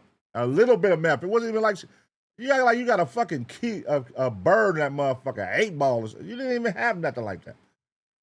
Like, what you got in there that you running for? That shit is crazy, bro. Motherfuckers is really wild, bro. I don't want to go to jail. Shut up. But don't smoke then, nigga. All right, let's see if we get some more action, man. Let's see if we can get some more action. What else we got? Let's see what else we got. Female counselor officer on guy in the back for children. Author sues. Cops have no idea they're walking into a massacre. Ooh. Animal welfare check escalates to chaos. Okay. Hold on. We got some action. Cops realized that his missing daughter's body for 2 years. God damn. Teen charged of murder after Snapchat date goes horribly wrong. Suspect plays a woman. Deputies identified. Stupid. Hollow guy on punches cops. All right. Let's see this one right here.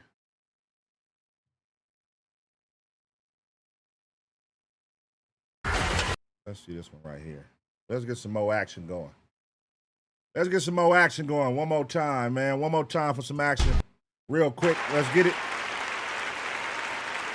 We're going to get some action, man. All right, let's go. All right, y'all. Right now, man, the worst thing possible is about to happen for a deputy on the road, man. A traffic stop is about to turn deadly. Let's see what happens. Let's go. Free to leave. Get your keys out of your kitchen.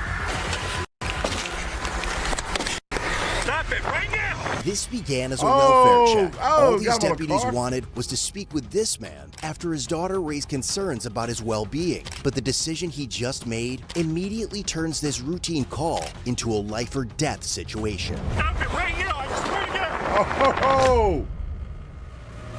The incident begins on the afternoon of June 16th, 2023, when a concerned daughter calls the Verdon County Sheriff's Office emergency line from a home in Genoa, Wisconsin, reporting that she feared something was seriously wrong with her father and requested a welfare check. The woman told dispatch that the last time she had seen her father, 61-year-old William Boardman, was nearly 6 months earlier in December 2022. She explained that he had a long history of amphetamine use that never sat right with him, as he became paranoid after its use. He had even been hospitalized in California years earlier because of his addiction. But according to her, the treatment never helped, and he had since been going crazy. I do know, I think one of our deputies was in contact with him a couple days ago. But that's as far as I know. We can't have someone go down there. As a deputy arrives at William's residence, he is already familiar with him, having previously arrested William for an OWI offense. He also learns that just 2 days before this call, one of the department's sergeants had been involved in a vehicle pursuit with William, who managed to escape. But what the deputy doesn't know is that today, William has no intention of cooperating. William got time today, cuz. Hey, William. You can take them out. Hey, William, why don't you hold up for 1 second? Explain to me what's going on. They left. Can you guys step inside for a second while I talk to them? They left supposedly. Thank you. I want their ass out. They f***ed my house up. They have f***ed up all my tractors, my vehicles, everything. I want them out of here. Who's they? Just those two? Up there. Hey, William, where you going? That nigga Will out of here. Find a hat and some underwear that I could wear that they stole all my clothes. Okay. Are you grabbing it out of this truck up here? All right, well, I'm just going to come. Is that okay if I walk with you? Wait, this nigga got no drawers on, cuz. You gotta be you a sick nigga walking around with jeans on, nigga, with no drawers, bro. What the fuck? What they call that shit, nigga? That's some country ass shit, wearing jeans with no drawers. Yeah. You can check every damn thing you want. Well, I don't need to look through anything. Well, what do you do? What do you want to go to the truck for if you're not going to check it? Oh, I just want to make sure you're not going anywhere. Why? I got a driver's license. I'm legal. Okay. Insurance, everything. But William, with what I just walked up on, I want to know what's going on. I want them to leave. Okay. Simple as that. I'm not doing anything. I was in my house sleeping. Okay. I can't find my hat, can't find my underwear. What? And they sold everything. The only reason the grass is cut is because they did it with a damn push mower because they f***ed up my tractor. Okay. They turned off the electricity. They got electricity because they switched it in their name and shut mine off. I'm sick of all this. And they sold all your stuff, like your underwear? Stole his underwear is crazy. Who is he talking about? Who stole your shit? Yes, they did. You're aware of it. Don't play stupid. I'm done f***ing around. The daughter tells the deputy that she arrived at the property only 10 minutes earlier, and people living in a separate trailer on William's property had left with their camper just before she got there. But despite them being gone, William insisted the neighbors were flying drones over his property and placing cameras inside his home. According to his daughter, William was exhibiting extreme paranoia and needed to be committed to a hospital, as he also believed that even law enforcement was part of the group harassing him. Like the cop side door, the back door, go to the indoor. Go to the indoor, outdoor. I'm insane. That nigga off a good batch of Pookie, man. He off a good batch of that Pookie. That nigga said, they got cameras in my house, they got drones in it, and stole my goddamn underwear, man. I'm out here free balling, man. I can't find no drawers to save my life. They done sold my goddamn drawers. This nigga crazy, bro. Who, nigga? Who are you talking about? They're all insane. Do you feel like there's some mental on or not drug or anything?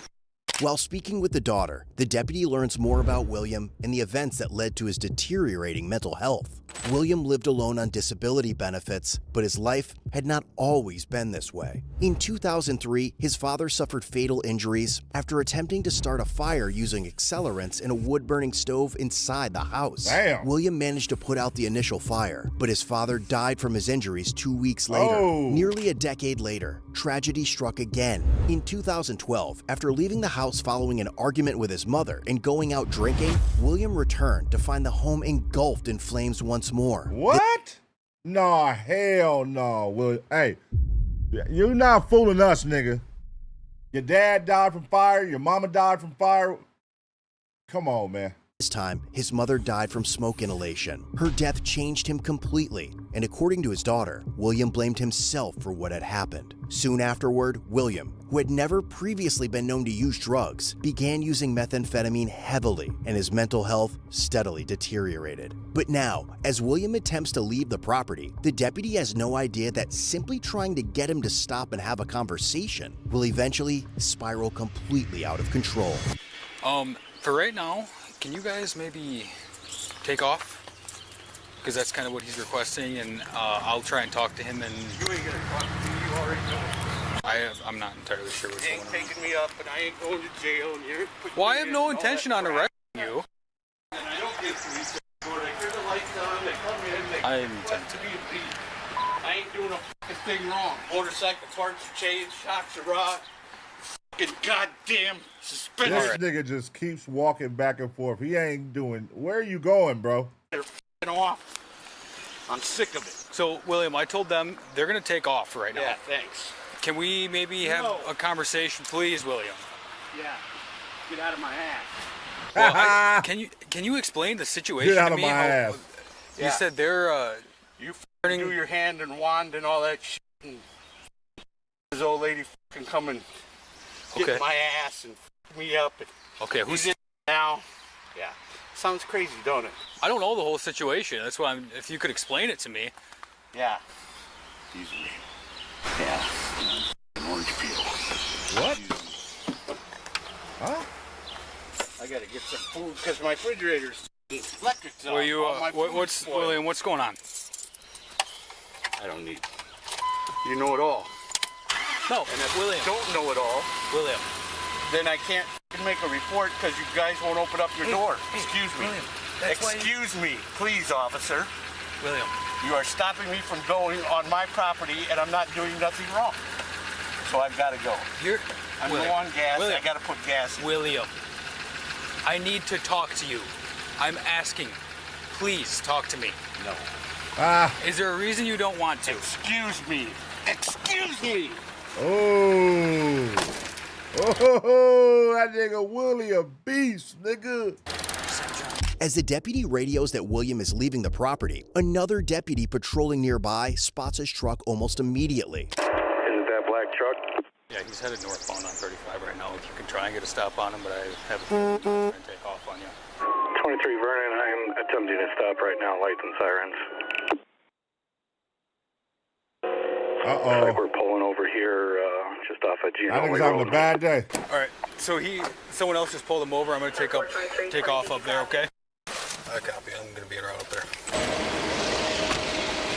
Go ahead and see your hands. I was asked to stop you for a minute. Yeah. Yes. What's going on? Go ahead and shut your truck off there for me.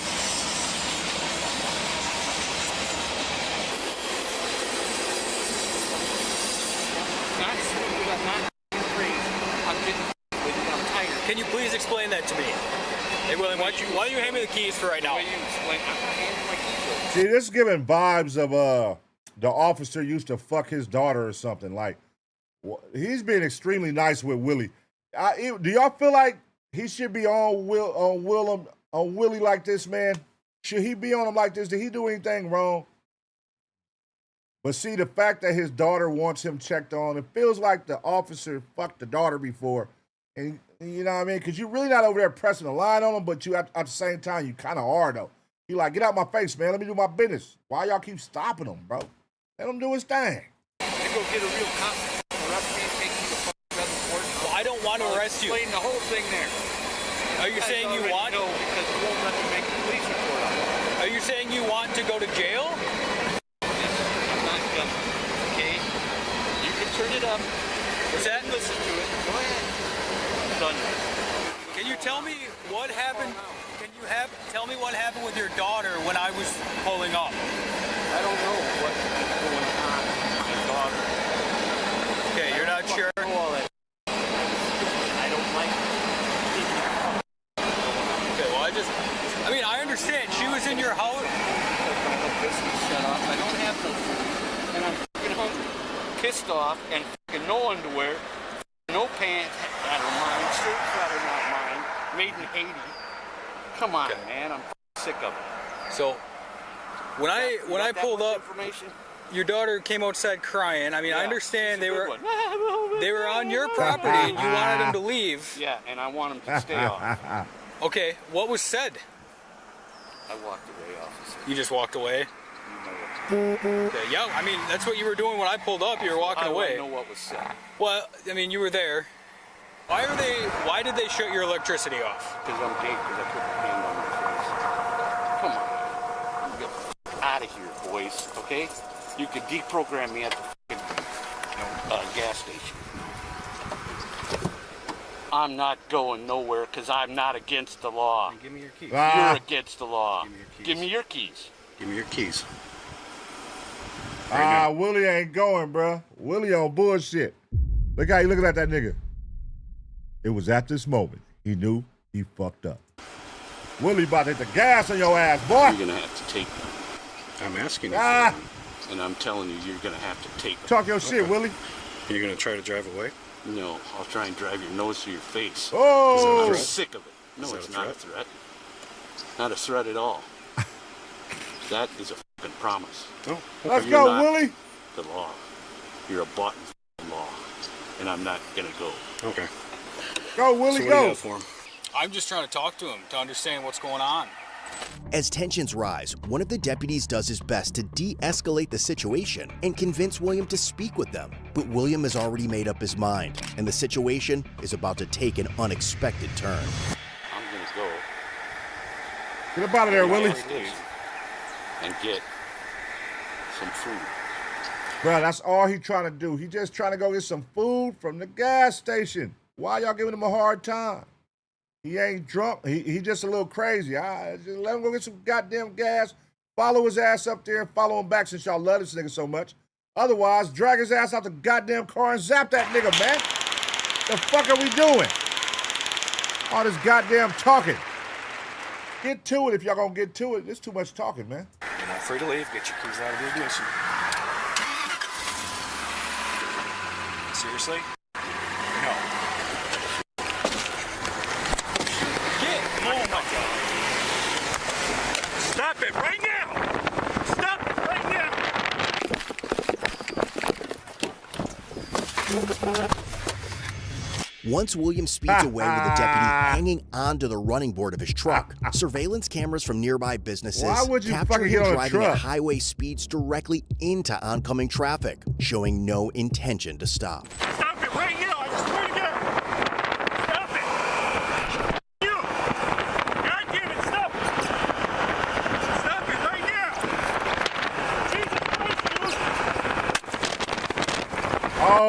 shot, cuz. No way. No way. Don't tell me he done killed Willie, bruh. Don't tell me he done killed Willie, bruh. God damn it!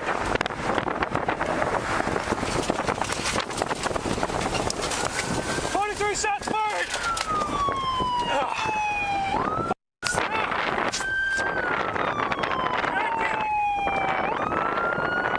Jesus, dude! God damn it!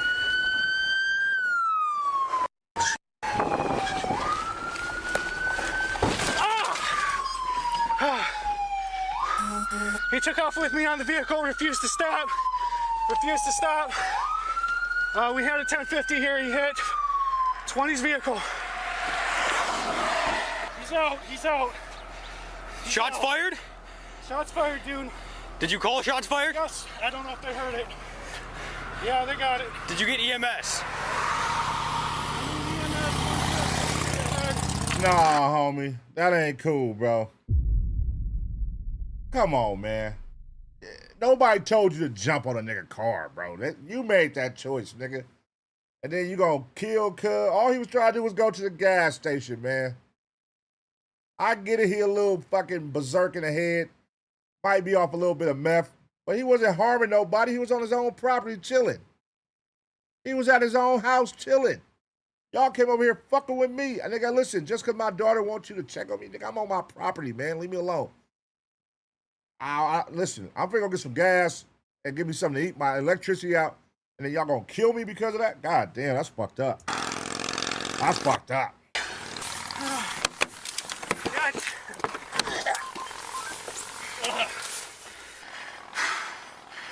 Driving right into f***ing traffic. Can we apply pressure or anything? Do you have gauze? I got a first aid kit. I can't get into the rear of my car. Hey, do you have gauze? Something. I don't have nothing.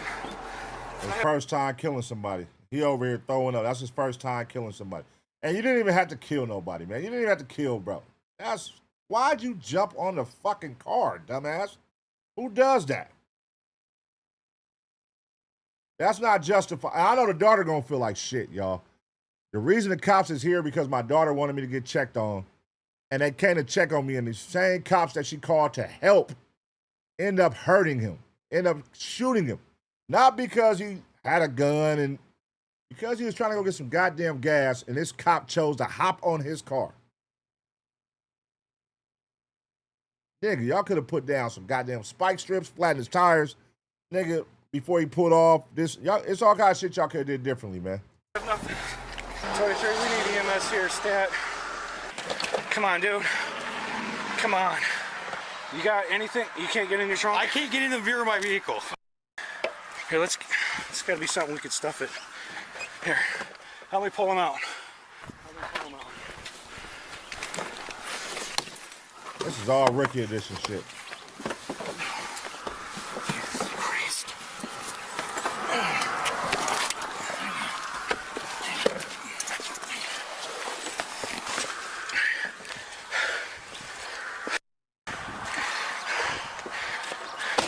Run back to my car. We can get the first aid out of it. It's in the trunk. This is some rookie shit. Ain't no way. The EMT showing up on scene. Despite the deputies' efforts and immediate medical attention from EMS, William was pronounced deceased at the scene. Investigators later found a pocket knife in William's pocket, along with a clear pipe containing residue and a lighter. What they gotta do anything? Oh, y'all, man, y'all niggas is cold-blooded. So y'all gonna say he was trying to stab him?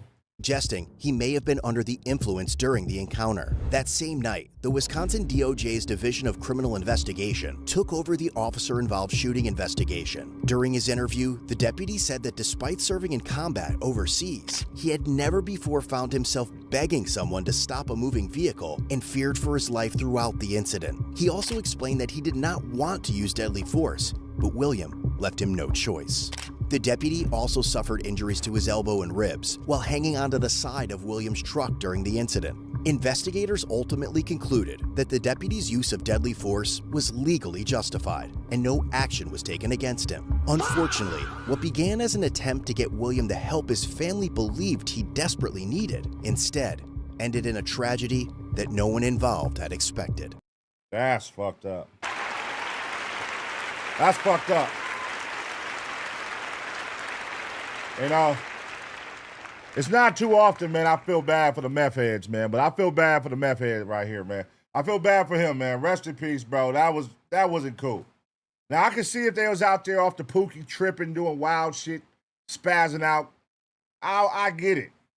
But this one, he wasn't even tripping. All he kept saying is, nigga, I need some draws and I need some food, nigga. And I'm finna go get some gas, get some food, and I'm coming back home so I can eat. That's it. Simple request. And y'all made it hard. Y'all kept doing all this shit all over what? And at the end of the day, bro, the daughter, I know she gon', oh, man. I know she feel like shit. That got her dad killed, dog. And that officer, I know he feel like shit. The other officer who was, because you could tell that he was super nice with that nigga. I know that's going to eat him alive. This cop right here, though, he's a trigger happy. It explains it. He did combat overseas. If he did do any combat, but he was in the military overseas. He was just trigger happy, man. He wanted to, why'd you get on the car?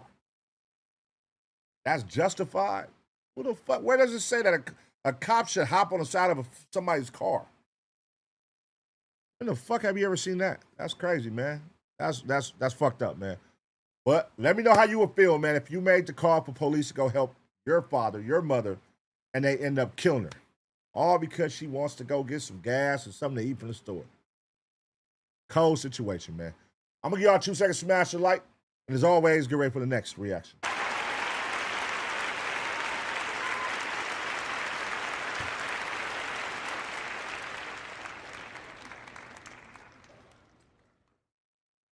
Hey, man, that's crazy. Hey, TJ Floyd, shout out for the 10 gifted.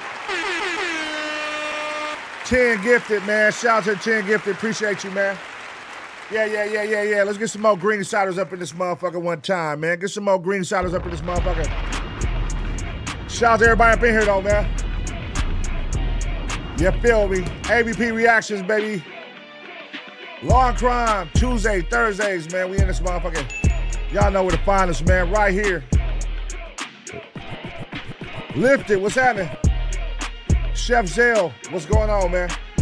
Big Mondo, Siufa from Flow 92. Damu Love, what's happening, bro? Westside Laron, what's happening, man? Guzman family. Shout out Guzman family. Shout out Lady N. Shout out Eric Chapman. Shout out goddamn PDX Goer. Come on. Lady N, what's happening? Westside Laron, Westside Deuce. Flow 92. 353. TJ Floyd, my guy, good looking, brother. Just Polish, what's happening?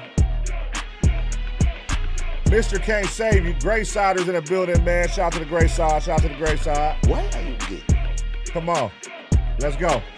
B-Fly. So Player. Joycey. Did I say your name right? Joycey? Come on. Cali Bags.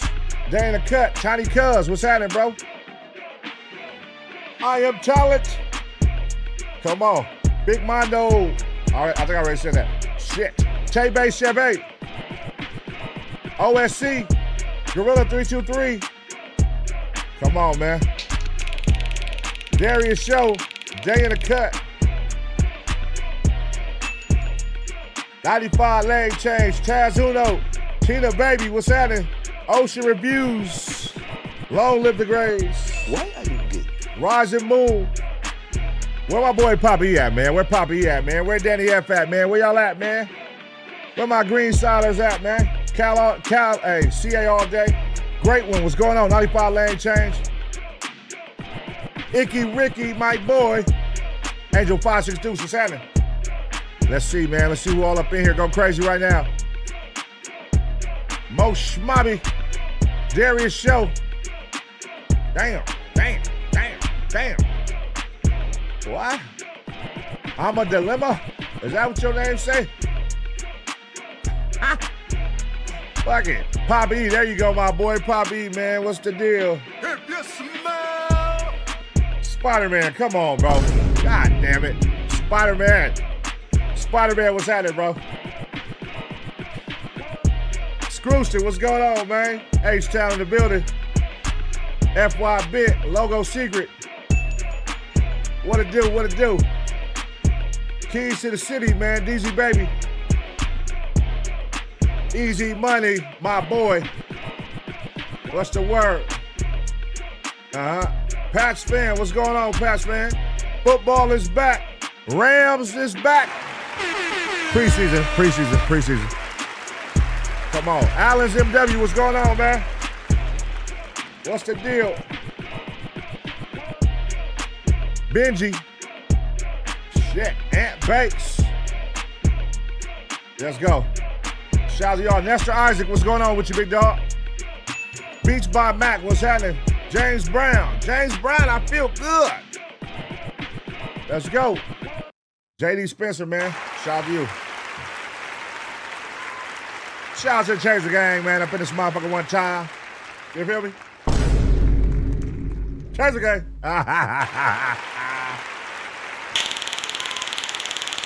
Chaser Gang. Yeah, man. All right, shit. Hey, Papa E, my boy Papa E, man. You know what, Papa E? I feel like you put some food in that what's the name, man. It's been a minute, but I feel like I saw something today when I was in there looking at videos. I think I did see something from Papa E, man. Let's go see what my boy Papa E got going in the Discord. It's been a while, man. You had somebody stepping on your toes, man. Chef Zell been trying to step on your toes, bro. He be like, hey, check the Discord. Hold on, man. What the fuck, man? What the fuck do you mean, man? Who the fuck is that guy? He trying to steal your light, Papa E. You feel me? So let's see what Papa E got going, man. If you smell. Let's go, Papa E. Get this Discord open up, man. We gonna see this real quick, man. Papa E, see what he got going, and we're gonna get right back to these reactions, man. See my boy Papa E, middle of the day. Look at Chef Zell. Look what I tell you, he gonna be up in there trying to short stopping. Oh shit. Hold on, wait. Papa E, you made this shit? Hey, hold on, Papa E. Ain't no way you made this, Papa E. You capping down, nigga. Papa E capping, girl. You didn't make this, Papa E. You my boy, Papa E, but you didn't make this, bro. Papa E, come on, man. What's going on here, man? Papa E, what is this, man? That nigga said, fuck it, cuz. Fuck it, cuz. That nigga said, fuck it. I'ma just throw anything in this motherfucker. Shout out Papa E, man. All right, let me see something. All right, Chef Zell, what you got going here, man? What you got going, man? What the fuck is that? What is that? What is that? What is that? What is that, man? Hold on, is he in the chat? Oh, wait, I think he might have commented. For vegans, I got honey roasted barbecue jerk chickpeas with sweet potato. Man, get that. Shut your bitch ass! Your little fucking chickpeas. What the fuck? No, shout out to you, my boy. Chef Zell. Shout out Chef Zell, man. My nigga said jerk chickpeas, cuz I am done, nigga. What the fuck is jerk chickpeas? Stop playing with me, bro. Come giving me no goddamn jerk chickpeas, man. What the fuck? Nigga, it's crazy, man. All right, you got the salmon and rice and broccoli. Shout out to you, my boy. Good shit.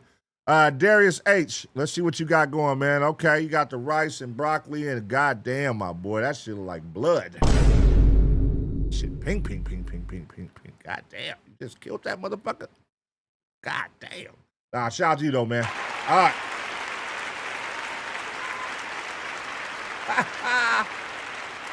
Vegan chickpeas. Jerk chickpeas. All right, for sure, bro. If that's your whole thing, that's your whole thing. All right, cool. Let's see. Let me save this real quick just so I know that we reacted to it. And what's the other one? This one right here, right? All right, cool. I already did that. All right, let's see what else we got, man. This is all videos that you guys picked, man. These are all videos you guys picked. All right. Oh my gosh. Let's see. All right, man. Woman does the unthinkable. Hold on. Sorry. All right, here we go. All right, man. A woman does the unthinkable and executes her whole family right after the cops just left. That's crazy. Let's see what happened. Oh, I'm on the wrong screen. Goddamn it. Fuck. All right, y'all. A woman does the unthinkable, man, and executes her whole family right after the police just left. Let's see what happened. Chatham 911, what's the address of the emergency? We got stabbed. My daughter stabbed us. Your brother did what? My daughter stabbed us. A desperate 911 call sends police racing to a home in Bloomingdale, Georgia, where they're forced to confront two emergencies: a severely injured victim and an attacker still on the loose. The following footage has never been seen before. Where are you stabbed? Why?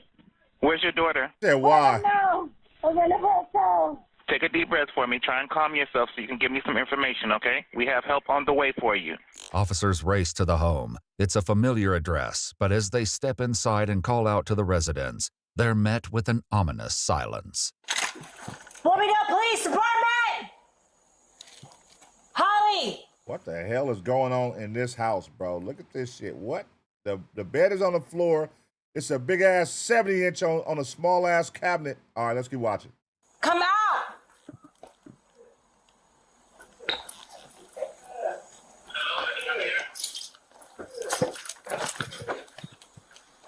Police Department! Holly, come out! I hear noise. Police Department!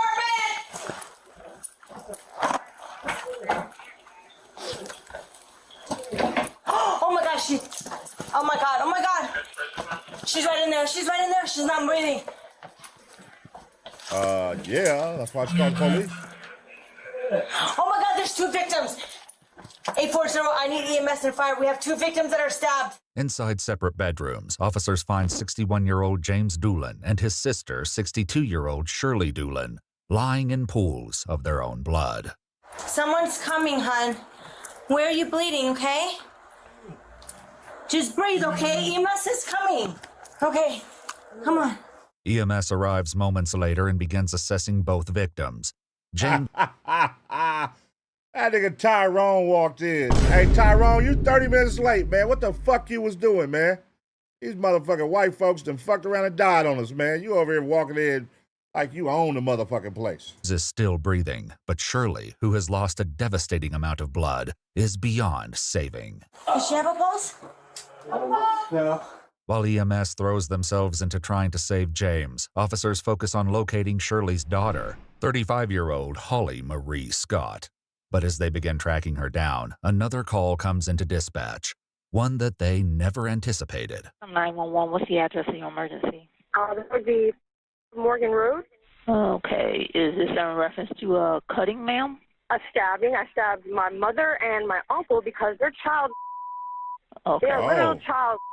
It was my mother, my son, or something like that. I don't know what happened, but they're child, and I just killed them. So I guess I'm going to jail. And you said they're child. They have video after video after video of child. It's a startling accusation. Well, I mean, hey, man, listen. If she's not lying, then she did the Lord's will today. If she's not lying. Now, if she's lying, that's fucked up. But if she's not lying. One that investigators will later examine. But the dispatcher's first priority is finding Holly before she hurts someone else. Okay, where are you, Holly? I'm driving. You where? I'm driving to Devon Road. That's where my son is. With no way of knowing what Holly intends to do when she reaches her son, the dispatcher alerts officers that she may be heading towards him. Meanwhile, back at the trailer, emotions are running high as officers grapple with the tragic turn the night has taken. We were here earlier, that's why. Look at me. We were here earlier, that's what came out. We knew she was high. According to police records, officers had been called to the trailer by a concerned Holly just hours before she attacked her family. Hi. Hi. We got a call? Yeah, I gotta go to prison. I got time left and I can't survive out here. Okay. Sorry? Where you gotta go? You don't remember? I want to finish my time so that I... Damn. So she was fucking ready to turn herself in to go to jail for no reason. She clearly ain't in the right state of mind. They probably like, look, we can't take you to jail. You ain't did nothing. Do something first. So she like, all right, fuck it. In her head, that's probably what she heard. They probably didn't say that. Do something first. So she's like, oh, y'all want to take me? I'm going to do something then. I'm going to kill these motherfuckers, and then y'all going to take me. don't have to be on trial out here for everything. What do you mean finish your time? Sorry? What do you mean finish your time? I don't know, sorry. Are you on anything? No, not right now. I'm trying to help my mom. Her falling out, so. Her what, I'm sorry? Her is falling out of her body. There's all over the bathroom coming from her. Okay. You're not in any trouble. We're just trying to figure out what happened, what's going Do on. I look like this forever, covered in Do I look like I'm covered in No, hon.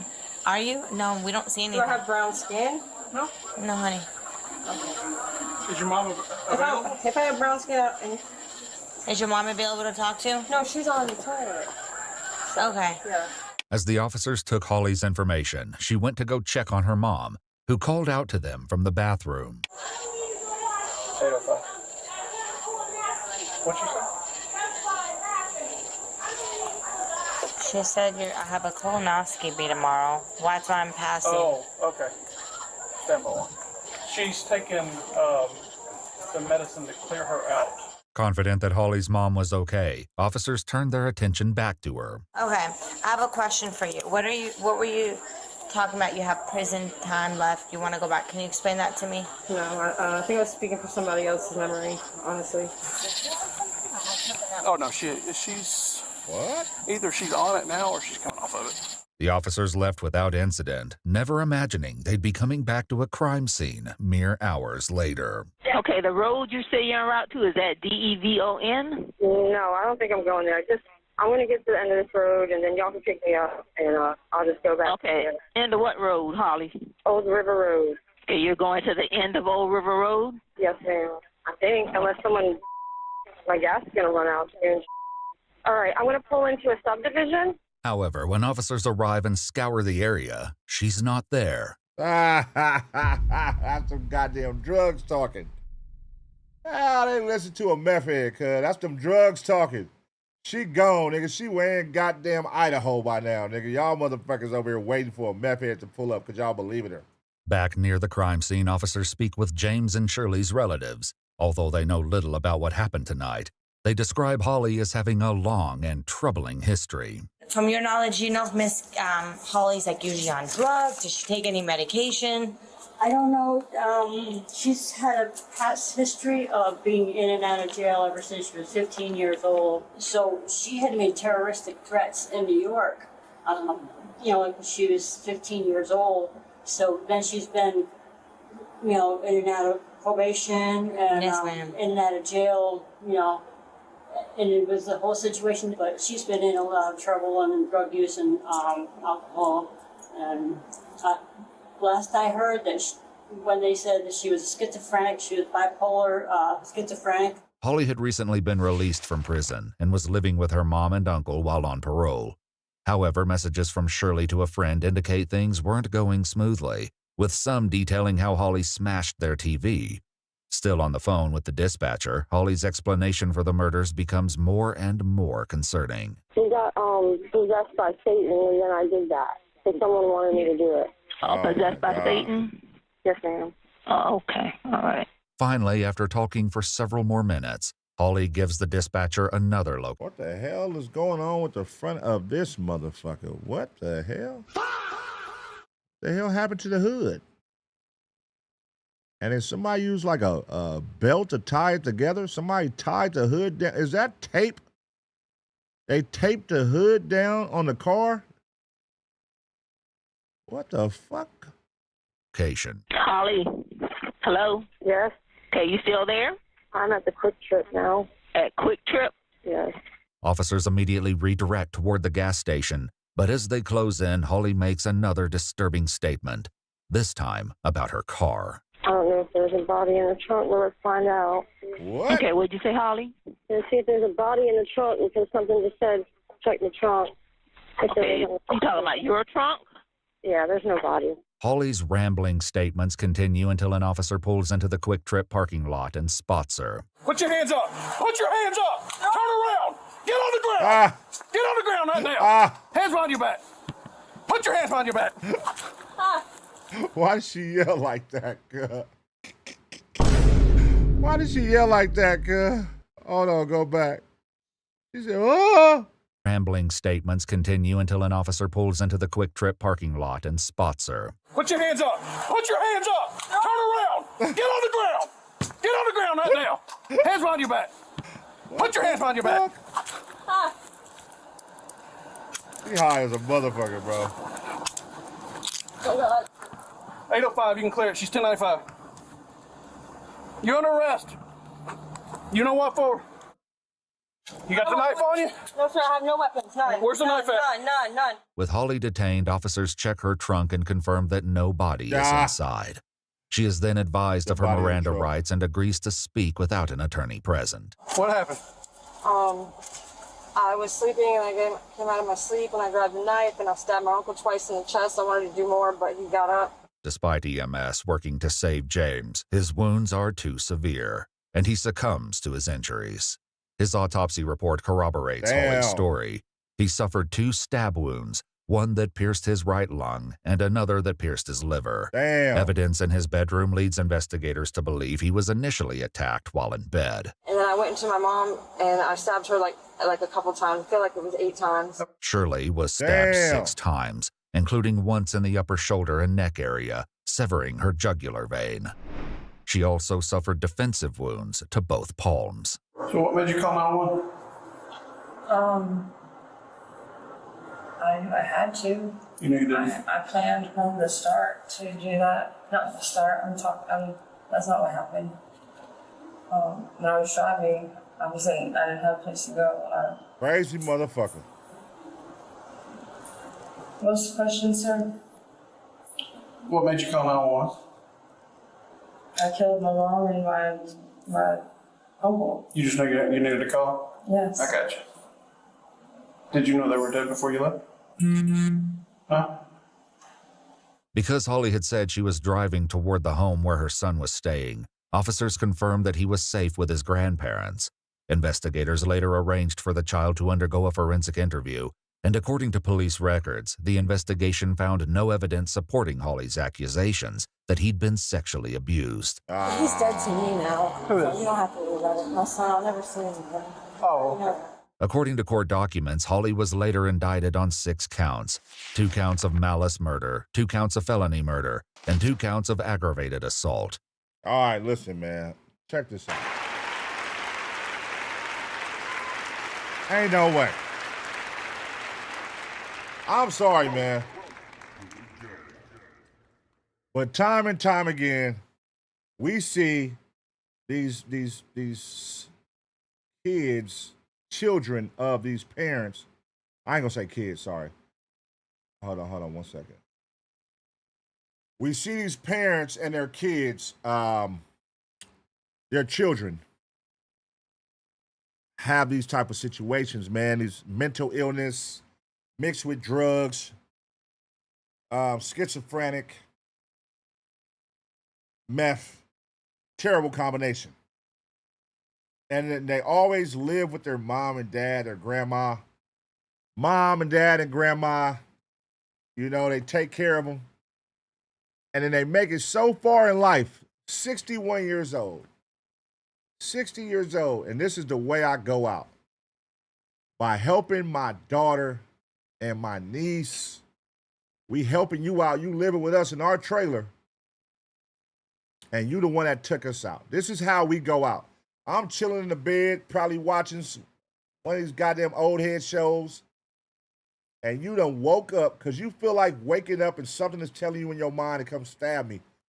You just wake up out your sleep, go grab a knife and come in the room and stab me twice. And then stab your mother 6 times. All because you're hearing a voice in your head. That's a sad way to go, man. Rest in peace to them. That's a sad way to go.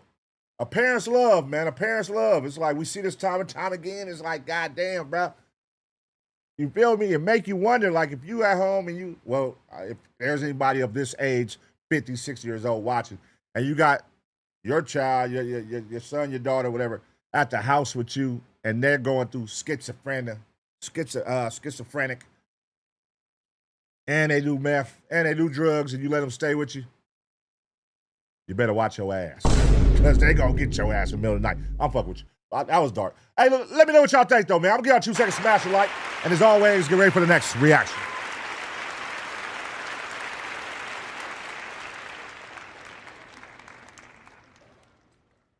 That's crazy. Hey, listen, man. Shout out to those out there who got to deal with that, but shit. Could it be me, man? That's a cold one. Your ass got to go check in somewhere. You got to go check in somewhere. I can't be sleeping like this at nighttime. Nigga, after watching, imagine watching all these goddamn reactions we done watched, nigga, all this time, and then trying to go to bed, knowing that that's the situation in your household. Nigga, you gonna be sleeping with one eye open, like, where this motherfucker at? Nigga, I hear any crack in this door, you come in here, I'm shooting your ass, motherfucker. Better stop playing with me, boy. That's crazy. You niggas be cutting niggas' heads off and hearing voices and stabbing them, and that shit wild to the motherfucker, man. God damn. All right, let me save that one right there.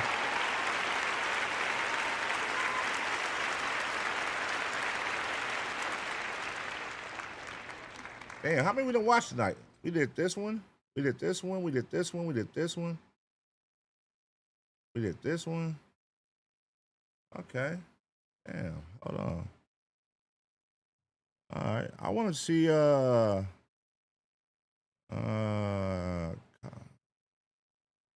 no, that's not really action right there. God refuses to act normal in his neighborhood. Shout out to Tay-Bay Shebe. She said, happy year with the Taser gang. Shout out to the chat. Shout out Tay-Bay Shebe. Shout out to you. All right, let's see what we gonna find here, man. Children author threatens to sue us over this. All right, let's see. Maybe this might be interesting. Wait. This might be more interesting. I can't believe this is happening here. Shout out Eric Chapman, man. Shout out to the Taser gang, Ace Pit, First Lady Kia. Shout out Eric Chapman. Wait, wait. Why'd you say First Lady Kia out of everybody in here? Eric Chapman, what's up with you? What? First Lady Kia, what you and Eric Chapman got going? Shout out to the Taser gang, Ace Pit, First Lady Kia. Ooh. Y'all fucking. Y'all fucking. Nah, I'm messing.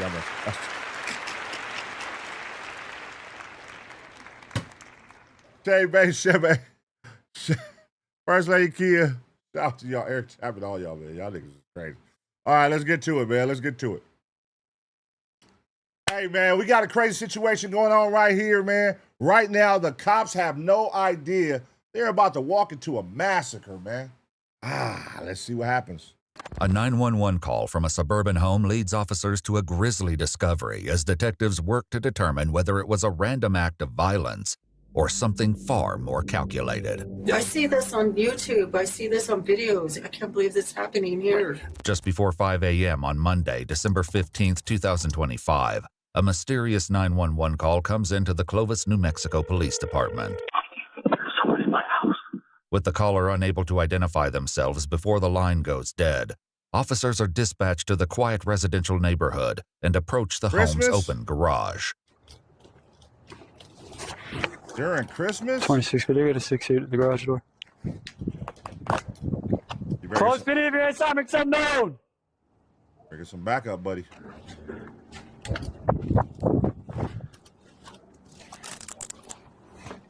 better get some backup, buddy. Close video if you're inside, make some known!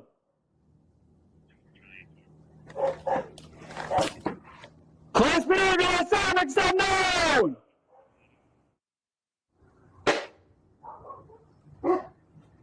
Hello.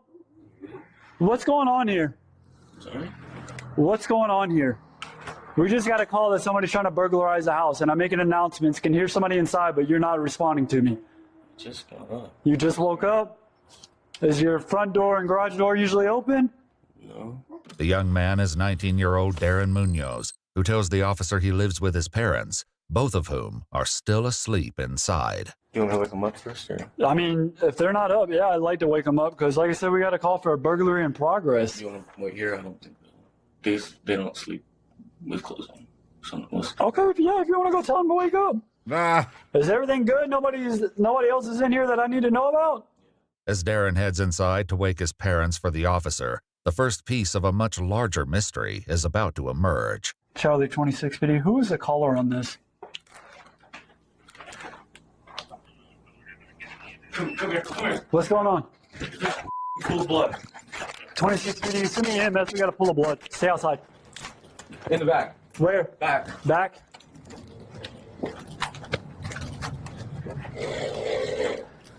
Stay outside. Stay right there. Oh, shit. 2650s, tell them to step it up. Looks like a possible GSW to a female or a male. Oh, shit. Wait, who made the call? Who called the police? Who called the police? Clear the house. 26 other units, step it up, get back over here. We might have somebody still inside. Officers clear the house but find no one else inside. All right, just stay outside for now. I don't need you going back in, okay? I'm going to get you into my patrol unit just as security for now, okay? We'll figure out what's going on, okay? He's got a pool of blood coming from his head. She's got blood coming from her nose, possibly 10-7 already. All right, hold on. So the son, you walk in on your mama and daddy shot in the head, and your response was only, come here. If you walk in 19 years old, you living with your mom and dad, you wake up, the police is at your house, you like, what the hell going on? You walk in your parents' room, they shot, both of them shot in the head. Would your response be, come here? Nah. She's got a pool of blood. Yeah, she's covered. Nope. They're so warm. Right here, look. I'm not feeling a pulse. The victims are 71-year-old Dinah Munoz and her husband, 59-year-old Oscar Munoz, who goes by Steve. Both appear to have suffered gunshot wounds to the head. While Dinah is already dead. That's personal. Whoever did this is personal. This isn't somebody who just randomly walked in the house. Nigga, you walk up and shoot them both. To shoot somebody in the head, close range, walk up, shoot them in the head, that's personal as a motherfucker. Now, where the son at? We need to holler at you, bro. What's up with you, homie? You didn't hear no gunshots? Steve clings to life, but just barely. Paramedics rush Steve to the hospital, hoping they can save his life. As day breaks, detectives retrace the family's movements before the shooting, canvassing the neighborhood for leads. Yeah, we're assuming it happened around 4:45. We didn't hear anything, but my dog said, I have a German Shepherd, and that German Shepherd was on patrol at 4:45. 4:45? Yeah. Okay. Detectives then speak with Steve's sister Angelina and her husband Henry, who live directly across the street and are still unaware of the brutality that unfolded. All right. So I'm Detective Zach Farley with Clovis PD. We had an incident happen across the street with, I'm guessing, your sister My brother. Your brother across the street. We can't really go into a whole lot of details at this moment because it's still an active investigation. What is CSU? Well, who are these people? That's our crime scene unit that's here for pictures and stuff like that of the scene. Are you serious? Yes, ma'am. I see this on YouTube. I see this on videos. I can't believe. Oh, ABP Reactions, you're goddamn right. That Taser gang showed it to you first, baby. You can see it right here every Tuesday and Thursday. You dig what I'm talking about? It's happening here. Is it that bad? Yes, ma'am. Detectives ask Angelina and Henry whether their surveillance cameras captured anything, but the footage reveals only a figure running away from her brother's house around the time of the shooting. Detectives ask them to come to the station, where they're briefed further about the incident. The call was for a burglary in progress. And when we arrived there, we found 2 people that were shot. Right now, your brother is being flown to Lubbock for medical care. He's not dead. He's still fighting. Where was he shot? He was shot in the head. But in the head? In the head. According to police reports, the bullet entered through Steve's right cheek and exited the left rear of his head. Oh. It was a through and through, but he's not dead. There's a good chance that he's going to make it, but there's not trauma center here at PRMC. In order for him to get the care that he needs, he has to go to Lubbock. Okay, what about Dinah? She was deceased on scene. And that's why we're currently investigating what's going on and trying to figure out everything that's going on right now. They know something. They know. I saw that look on his face. He knows who. He like mother. He wanted to say it. Goddamn Derek. Goddamn Tony. Or whoever. He wanted to say it out loud. Who's been giving them a problem that y'all know about? Y'all family, so y'all know. And y'all live across the street from each other. I know y'all know. It's the son, or it's gonna be like somebody that they let live with them. It's gonna be something like that. Darren is in a separate interview room. But we can't see him. No, not right now. When asked about Darren, his aunt and uncle describe him as quiet, helpful, and respectful, saying they never noticed any problems between him and his parents. They explained that Steve and Dinah had spent the last few days in San Antonio celebrating their anniversary, leaving Darren home alone until they returned the day before the shooting. While Steve fights for his life in Lubbock, detectives search for answers from the only witness they can still question. With blood from the crime scene still drying on his hands, Darren is brought into an interview room. Darren, I'm an investigator, and what we're trying to do is trying to figure out what's going on and what's happened, okay? And unfortunately, you're the only one that we can get information from right now. Hey, why do he got blood on his hands? He walked in the room. He didn't even know his parents. He said they were asleep butt naked. He thought they were asleep naked. He walked in the room. How did he get blood on his hands? Would that be okay? He's at the hospital right now. I don't know that yet, okay? This is pretty bad in the sense that it looks like they were possibly shot while they were sleeping, okay? Who would want to see them dead? Who would break in the middle of the night? My dad is not liked by a lot of people. Me and Dinah would joke about, she was joking about not sure why she married him, because all the clothes was told not to because he don't like him. After getting access to Dinah's phone, detectives review the home surveillance footage from the previous night, capturing someone entering through the open garage. Seconds later, the unmistakable sound of a handgun slide being racked echoes from the garage. Oh, so it wasn't the son. It wasn't the son. Who the hell? Who left the garage door open for them to come in and enter the house and do this?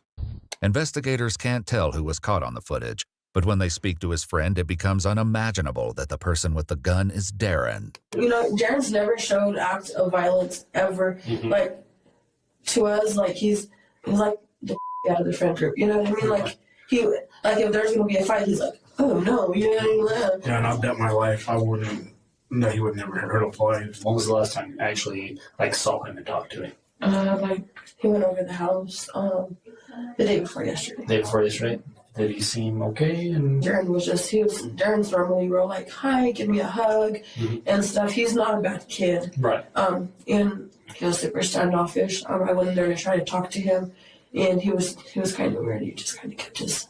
Which when Darren came over, he was kind of hiding his neck as if he was hiding something. Okay. Which I don't know if he has marks or something. What happened to your neck? What happened to your neck?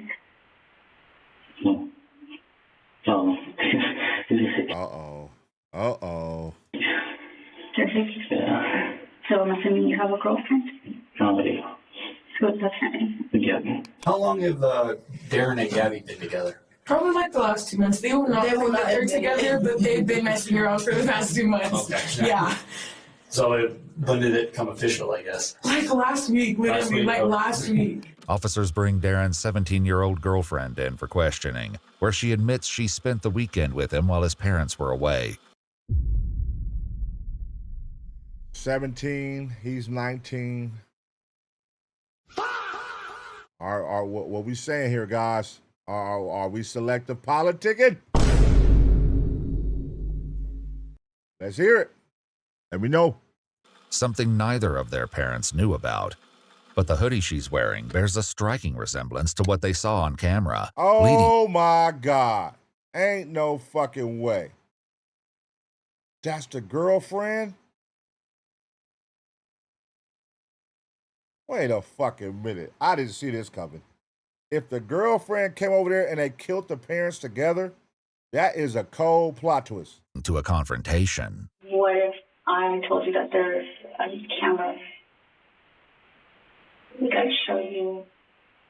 So it showed me walking up around 4 in the morning. So y'all are saying I was out at 4 in the morning? We do have camera footage. And it's somebody who looks an awful lot like you. You don't want to get in trouble for stuff that if you would admit. Yeah, I was at home at 4 in the morning. I think you're showing probably the same footage from the video. What? There's. And I mean, it's you, right? I mean, I'm going to call my mom because I was at home at 4 in the morning. While Darren's girlfriend waits for her mother to arrive before answering any more questions, detectives turn their attention back to Darren. Oh, Darren. Listen, man, your people's co-signing you. You wasn't a clear in my head, but I was like, it gotta be the way his energy is. He's kind of weird. He's kind of off. But then when the new girlfriend, we know what that's like. A lot of us know what that's like when your parents don't like your girlfriend. When you that age, 19, 18, and you become a little, you beef with your parents at that age over your girlfriend, over your boyfriend, girlfriend, whatever at that age. They probably didn't approve of her. Now it makes sense why. She's gangster, she's gutter. Searching for any reason he may have wanted to harm his parents. And you have a good relationship with your dad, you said? What about with your stepmom? Yeah, I have a close relationship with her. She raised me since I was about 1 years old. So she's pretty much been your mom? Okay. His girlfriend's mother shows up a short time later, and the girl lets her know immediately what she thinks of the detectives accusing her of being the one in the surveillance footage. Gabriella. What the Hey, no, you keep your mouth shut and you do not talk to her like that. Okay, you were out at 4 in the morning. I know you weren't out at 4 in the morning because I talked to you before I left. But you have to be honest because you can get in a lot of trouble for this if you get something. And then they said that you spent the night at Darren's house the weekend when you told me you were at his house. I mean, the truth will set anybody free.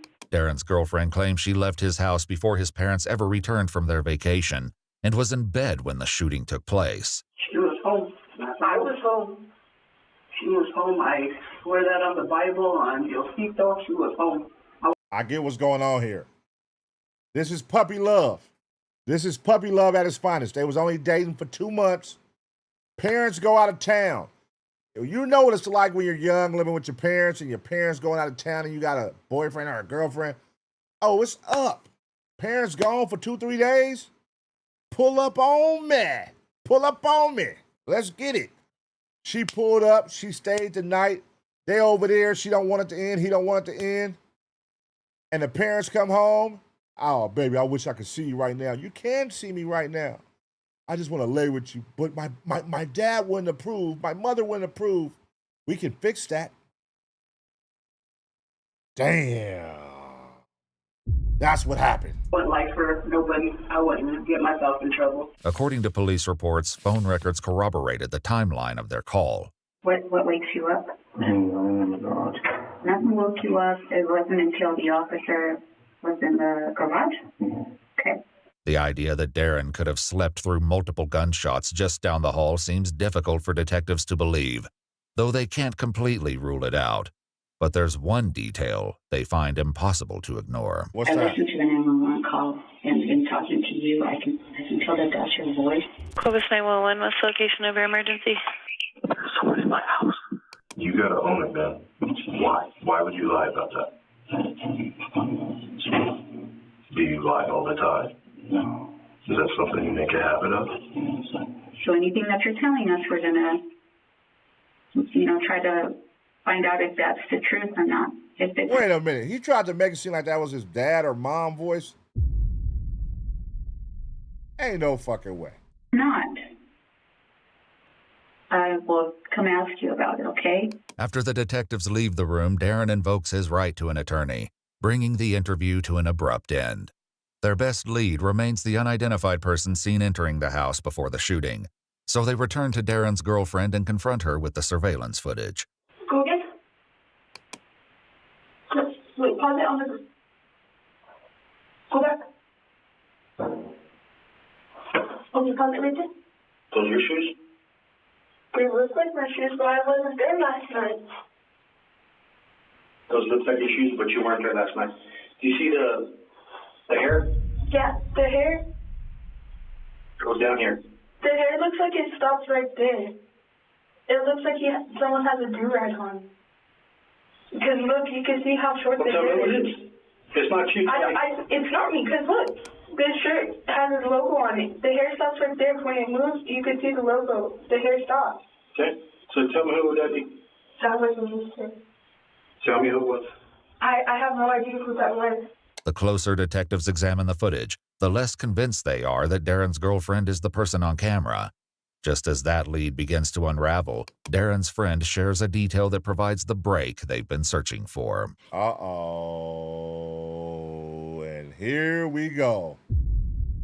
It's always when motherfuckers get in here and get to talking, over-talking. It's just like crazy. Like, he's really, really smart because Darren had built a ghost block because he has built that gun piece by piece. Like, According to the ATF, privately made firearms are assembled by someone other than a licensed manufacturer and typically lack serial numbers, making them difficult to trace and earning them the name ghost guns.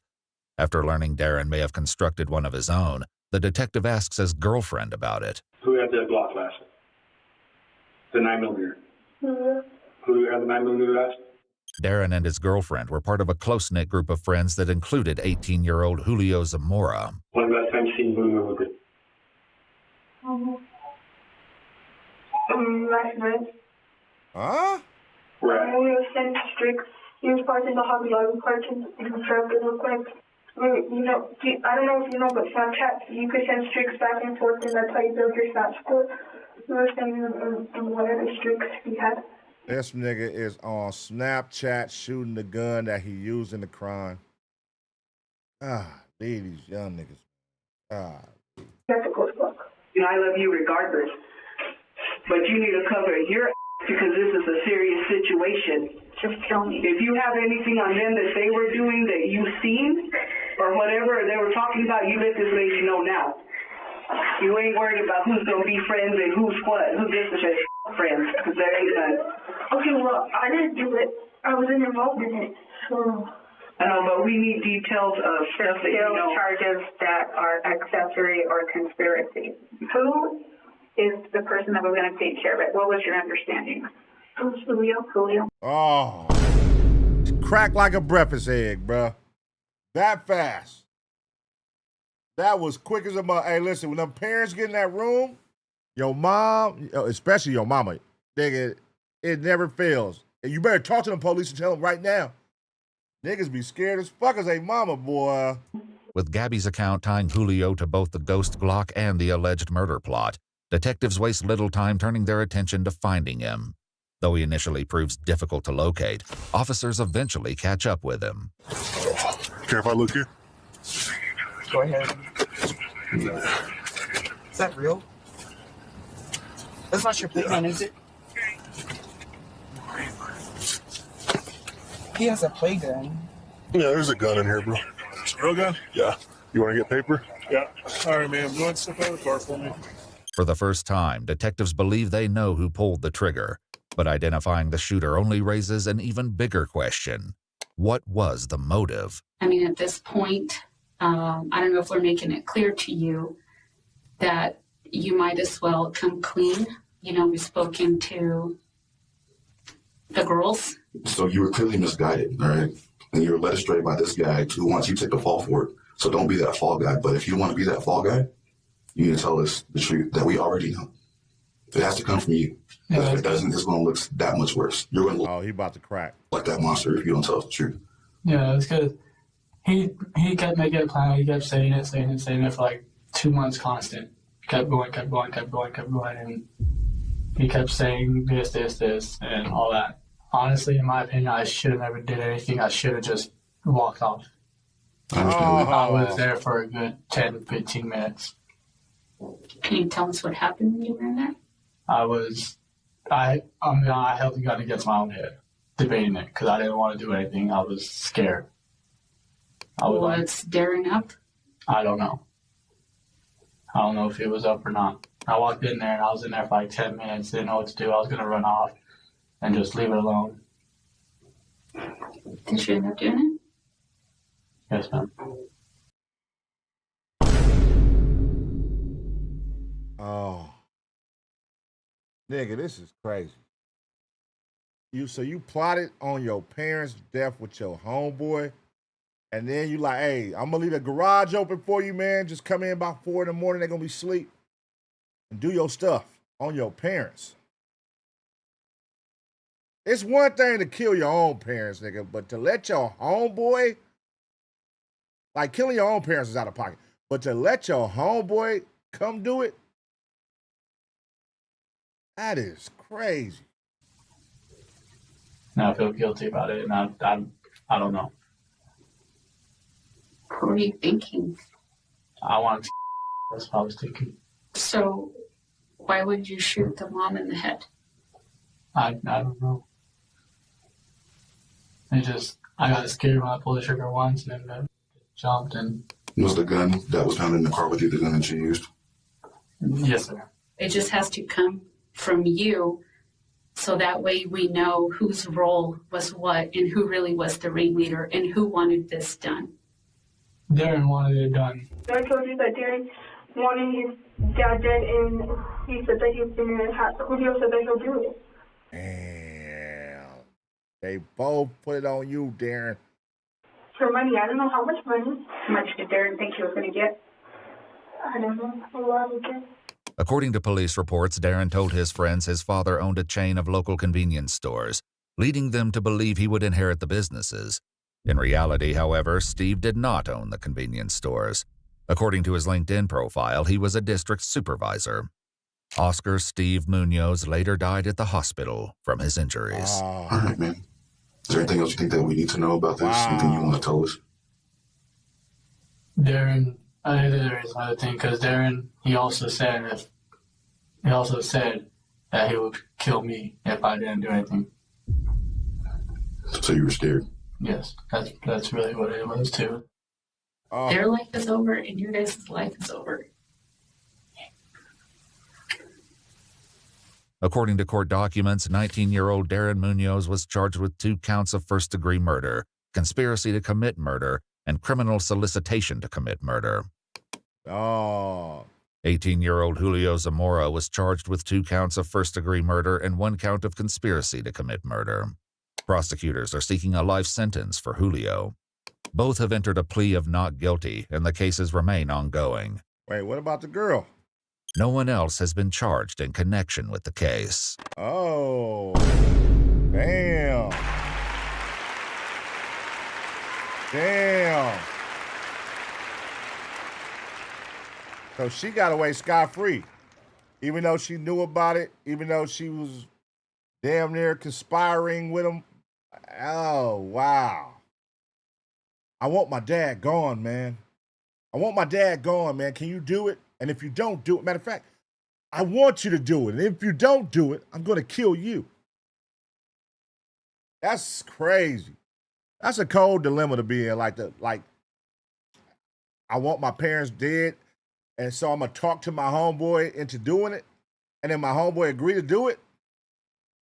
And now I know on the night he's going to do it, I'm going to be in a room sleep. He probably heard that shit in sleep. Pop, pop, pop, pop. I just stayed in there like a baby. Just in his mind, he think he finna get paid. Nigga, I'm finna be up. Imagine thinking, that mean your dad was lying to y'all. Imagine thinking your dad owned all these liquor stores and chain of stores. Rest in peace to them, by the way. But imagine thinking your dad owned all these stores, so you kill him for the money and then find out he don't own shit. Like, oh, that's fucking crazy. Nobody deserves to get their life taken away over no stupid shit like that, man. Like, come on, bro. That's crazy. Your own parents, nigga. And you 19 years old. You got a long life ahead of you, man. You're going to regret that, brother. That's not cool. I don't give a fuck how mad your dad is, how mean your dad is. Like, nigga, come on, man. Golly, that's terrible, man. Let me know what y'all think, though, about the situation. What do they truly deserve? Both of them. Let me know in the comment section. I'm going to give you 2 seconds to smash a like. And as always, get ready for the next reaction.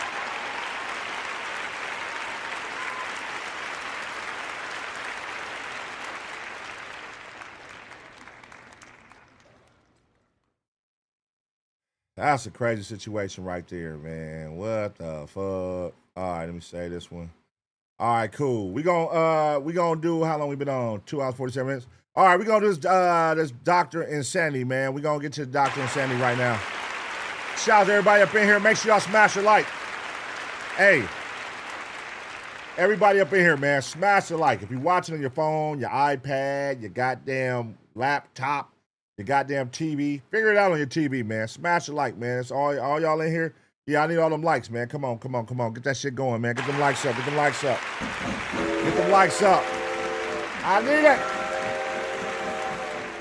Get them likes up. Get them likes up. Get them likes up, man. We have been on here 3 hours. We're going to bang out another hour right now with the new Dr. Insanity, y'all. Let me get some water. Matter of fact, let me take a piss real quick. I'm going to take a piss, and I'll be right back. Get some water. Be right back.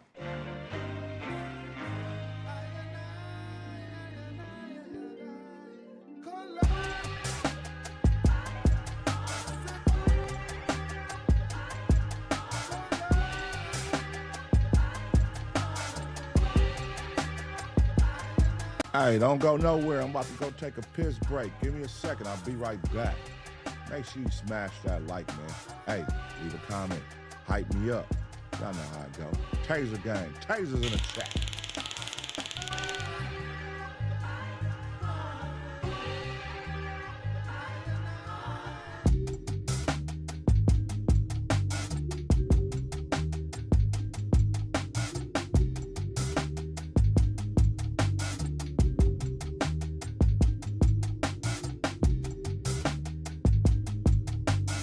Hey, Taser gang, go crazy in the chat right now. Tasers in the chat. Y'all ready to keep this going?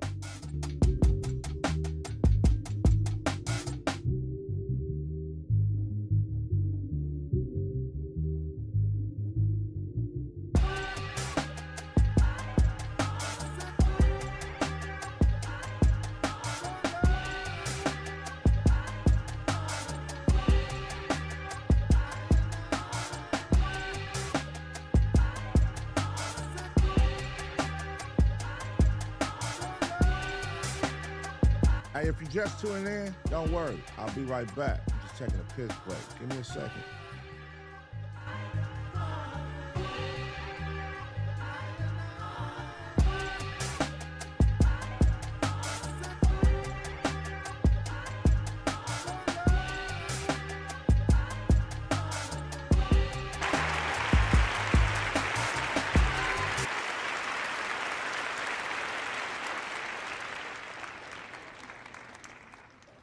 right, let's see, man. Let's get this Dr. Insanity going, man. Bang this one out.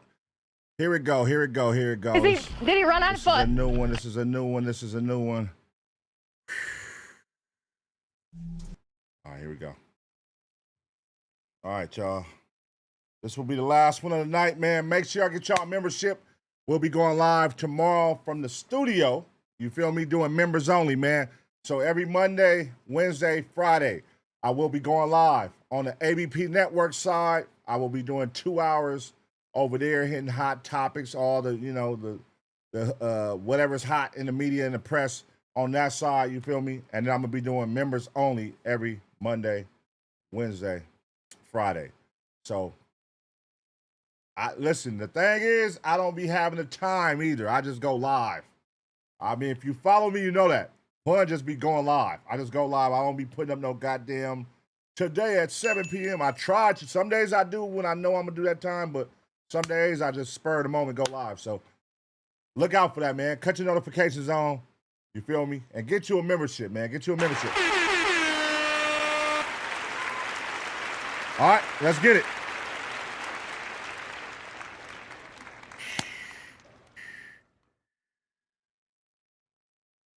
All right, y'all. This is a crazy situation right here, man. Imagine looking at...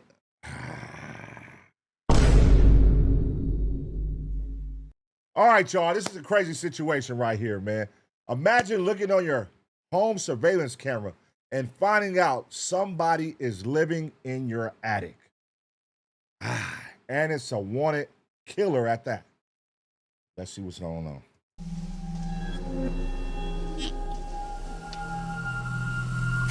There's a heat signature back in the corner. I just can't tell what Back it there. is.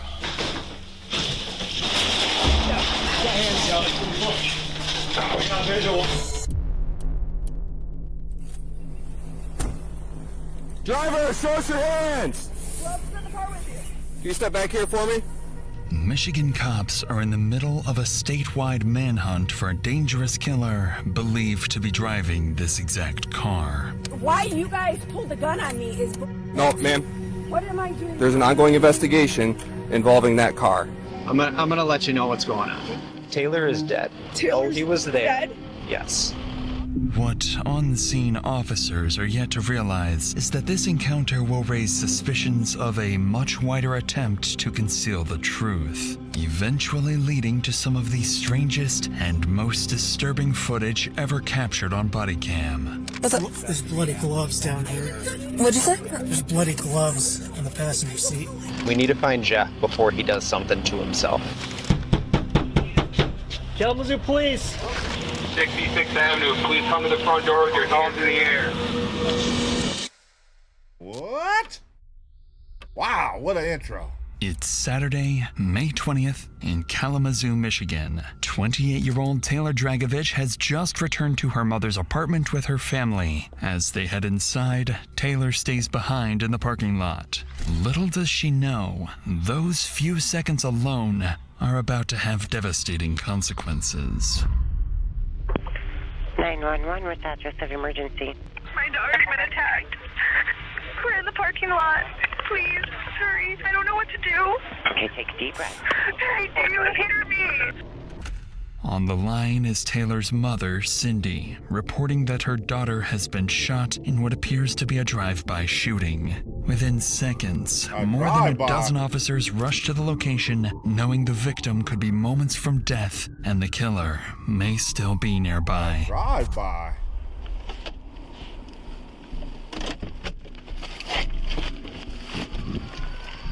Where is he at? I don't know, he took off that way. Did he run on foot? No, he took off in the car.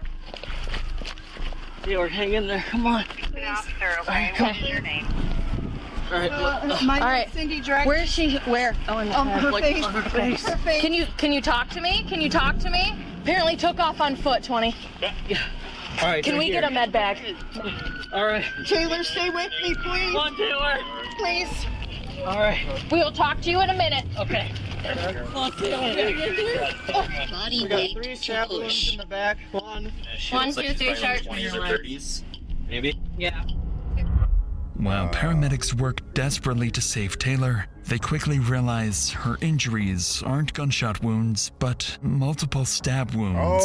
With Taylor losing blood fast, she is rushed to Bronson Hospital while officers at the scene begin the hunt for the attacker.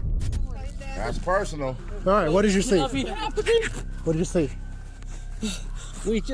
We didn't. All right, so we were upstairs in our apartment. Okay. And we thought that there was kids screaming, but we didn't know it was my sister. Okay. You didn't see anybody? No. You just heard screaming? All we saw was there was a car, a gray car, and it spun down, this way.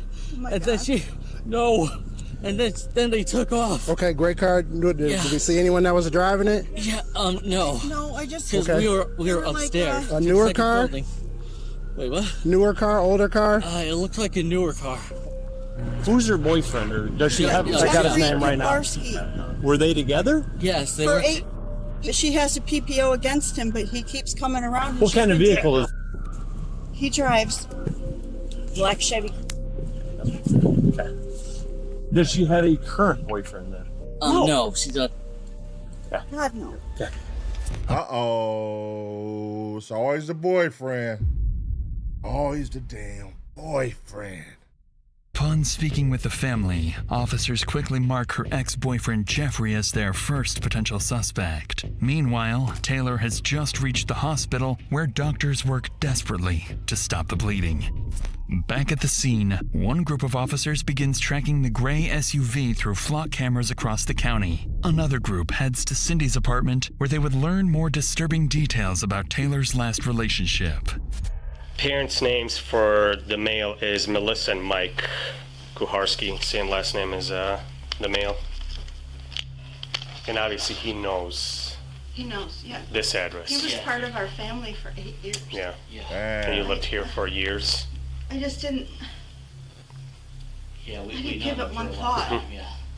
Middle of the day. I'm just trying to put everything together. That's why. Sorry for asking. 3114. I know my partner might have asked you, but I just want to make sure we covered everything and we can put all the pieces together. I saw him on video. City Baker 3-1 status. Trying to keep my date straight. It's been 14. It was like 2 weeks ago he showed up at her work. And he spent the night in jail.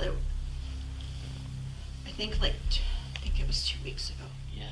What Cindy just revealed shows Jeffrey's obsession with Taylor had been escalating for months, suggesting this wasn't a spur-of-the-moment attack. With this in mind, police begin reviewing CCTV footage from around Taylor's house, where they would catch their first glimpse of the suspect. Just 10 days earlier, Taylor's home security cameras captured Jeffrey lurking outside her home in the middle of the night. And according to Taylor's mother, he was arrested the following day for violating the personal protection order. But within hours of being released, Jeffrey returns. This time, he appears to be carrying a bag and attempts to make his way inside before something scares him away. By now, detectives know they're dealing with a dangerous stalker, but they have no idea he's about to lead them into one of the strangest standoffs of their careers. Bro, how do people be this crazy, dog? The pussy got you like that, bruh? You just got out of jail. You got out of jail, you came right back, creeping 4 in the morning. What is wrong with these niggas, man? And we need to find Jeff before he does something to himself. Come on, man. I just wanted to... You got hands up. Over an hour into the investigation, a critical update comes in over the radio. Flock has successfully picked up the vehicle, and it's registered to an address in Lawton. With Taylor still fighting for her life, deputies rush to the property, believing they've finally caught up to their suspect before he has the chance to flee. But when they arrive, the person who answers the door isn't who they're expecting. Hi, I'm looking for Jeff. Is he around? Why are you looking for my Jeffrey? Kalamazoo wants to talk to him about something. They asked a couple of us to come out here and try and find him. No. Is he home? He's not even here. No. Okay. Do you know where he stays at? He has his apartment. Where's that at? It's in Kalamazoo. I don't know the address. Do you know, like, the name of the apartment?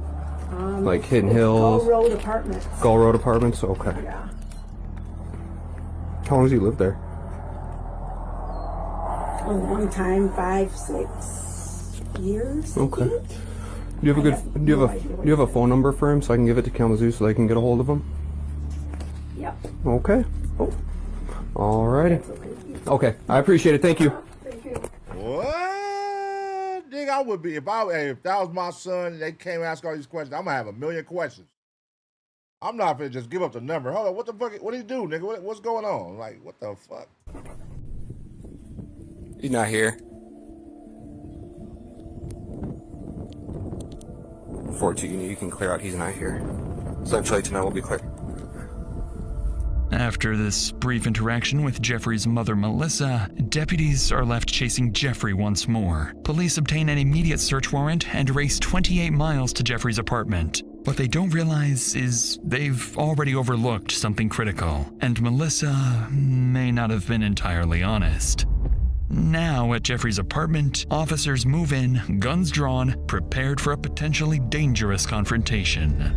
Kalamazoo police search warrant. Anyone inside apartment 3B. Come to the door now. Police search warrant. Call out if you're in here. Just stick around. I'll work into there. Police department, search warrant. Police department, search warrant. Call out now. Kitchen's good.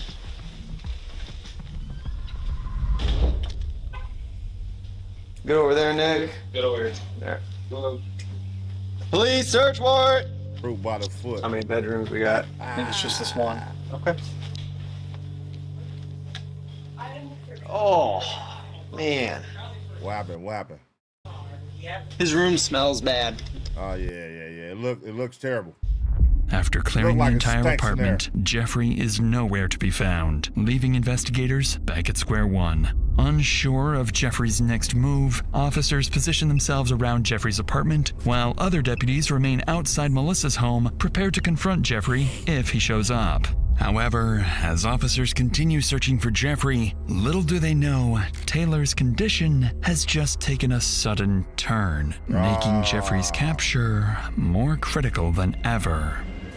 But rest in peace to her, man. Before that update reaches investigators, patrol officers spot the gray SUV traveling between Jeffrey's apartment and Melissa's home. Officers immediately begin coordinating a stop on the vehicle, believing they're closing in on the suspect. But in reality, whoever is behind the wheel is about to pull officers into a far more disturbing side of this investigation. But before we get to that, I want to help you protect yourself. Uh-oh. Wait a minute. So the mama's finna be in the goddamn car. She about to make the spot hot. From these data broker sites.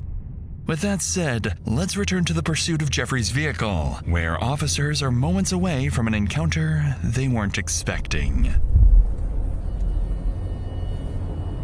Hey, one of our deps is behind that car. Okay, behind the terrain.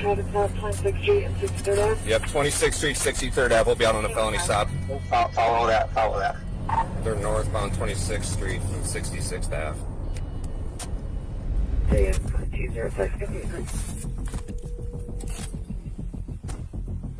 Driver, show us your hands! Step out of the car! Show us your hands! Show us your hands! Can you step back here for me? Oh my God. Just keep your hands where we can see them, okay? There's nobody else in the car? Okay. Oh my God. The mama that made the spot hot. Essentially, tonight vehicle's clear. We're out with the mom. What the hell? There's gonna be some officers here to talk to you in just a second, okay? No, why you guys pulled the gun on me is bullshit. Oh, ma'am, you're gonna stay here, I okay? didn't do anything wrong. Come here now.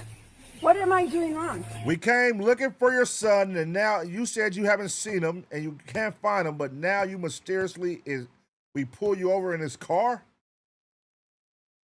And you're asking, what did you do wrong? Listen, lady, goddamn, why you just didn't go park that motherfucker somewhere for a couple days? You're being detained right now because there's an ongoing investigation involving that car.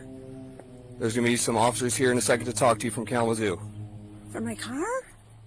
To their complete surprise, officers are once again met by Jeffrey's mother, Melissa. And with still no sign of Jeffrey, detectives begin to question Melissa's earlier statements. So they ask her a few more questions, looking for any indication she may have been covering for Jeffrey.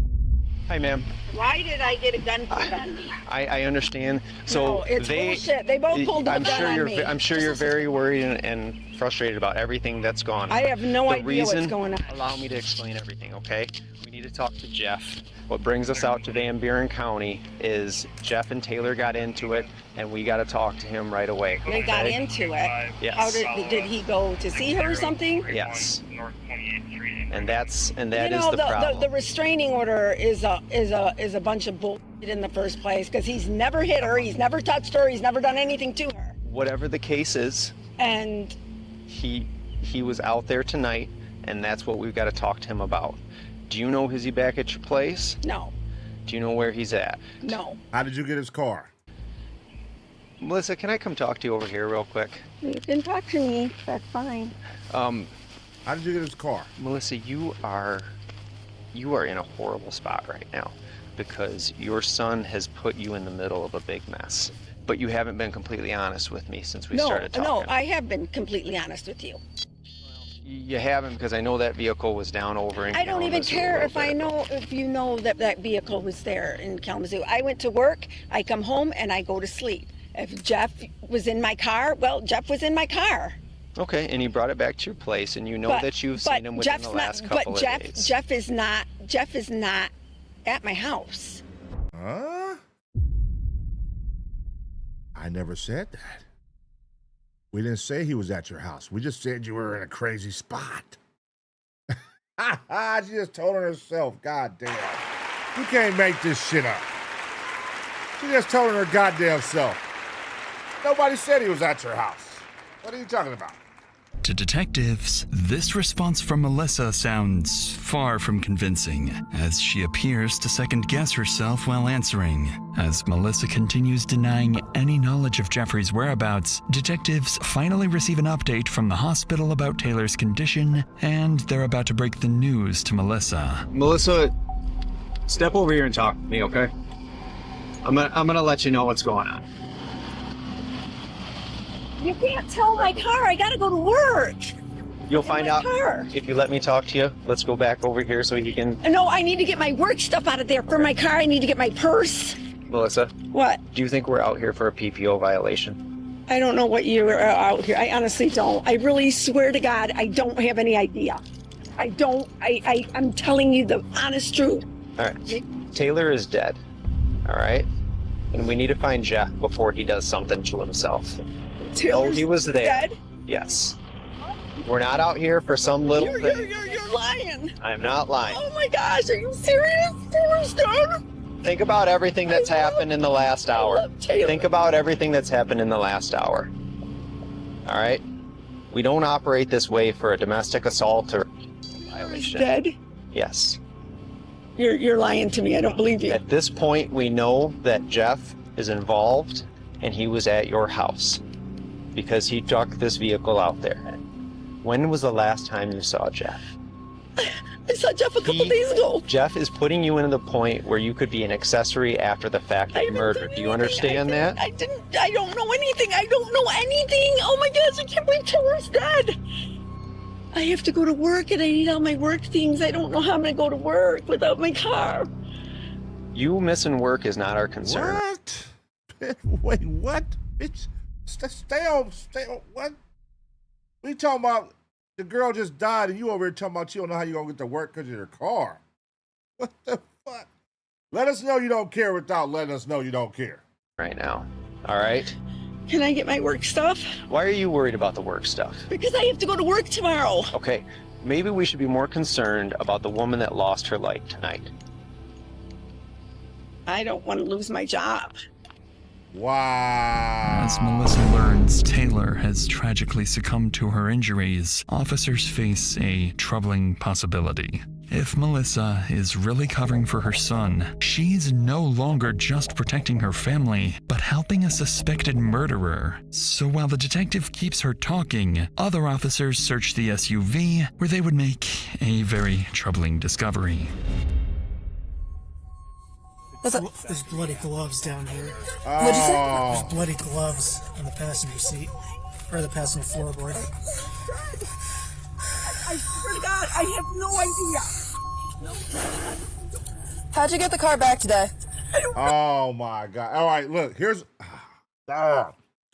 Mom's so stupid. This nigga just committed a crime in the car. He's so sloppy, he left the shit in there. Mom's so sloppy, she trying to go help her son. Hey, you gotta get this car from here. You gotta take it back to your house or take it back to Kalamazoo. We gotta get this shit out of here. She tried to go take it here, and these goddamn flock cameras. These flock cameras are changing the fucking game for crime right now, man. Do not be out here doing no crime with these flock cameras in your city. They are going to catch your ass.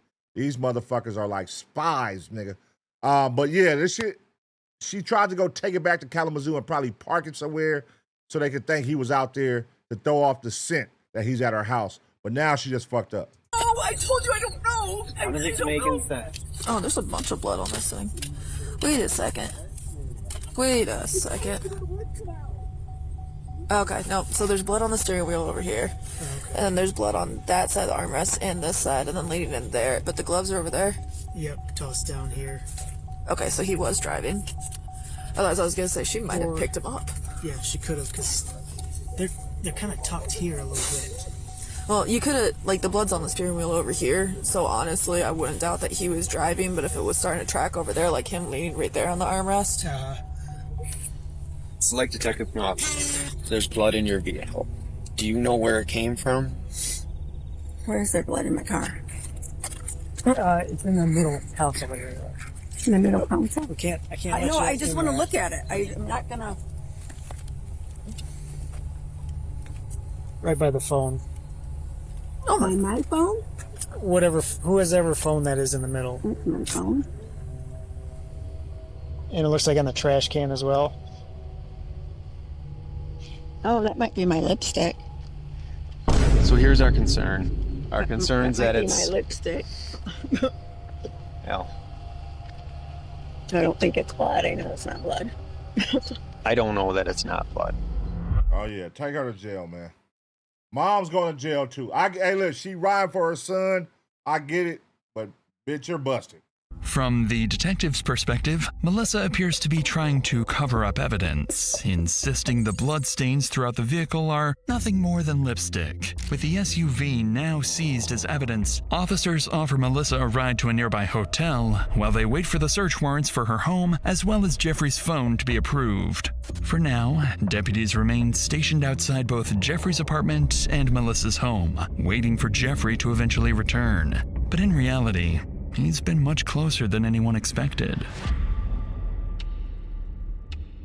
Nearly 2 hours later, investigators secure the warrant for Jeffrey's phone, hoping it will finally lead them to him. But in a surprising development, the phone pings straight back to Melissa's home, leading detectives to believe his own family may have been covering for him all along.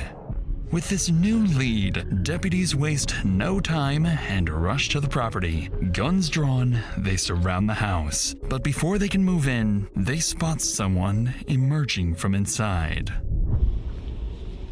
66th Avenue, please come to the front door with your hands in the air. Who the hell is We got this? contact at the front door. Who is Keep this? walking out. They can close it. You can close the door. It's all right.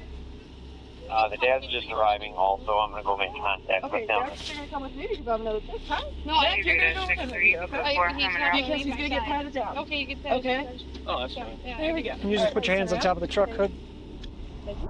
Right away, deputies separate the two individuals who identify themselves as Jeffrey's sister and her boyfriend. With Jeffrey's phone pinging to the very house they just emerged from, deputies believe the couple must know exactly where he's hiding. But as detectives go to speak with them, something about their response would feel off.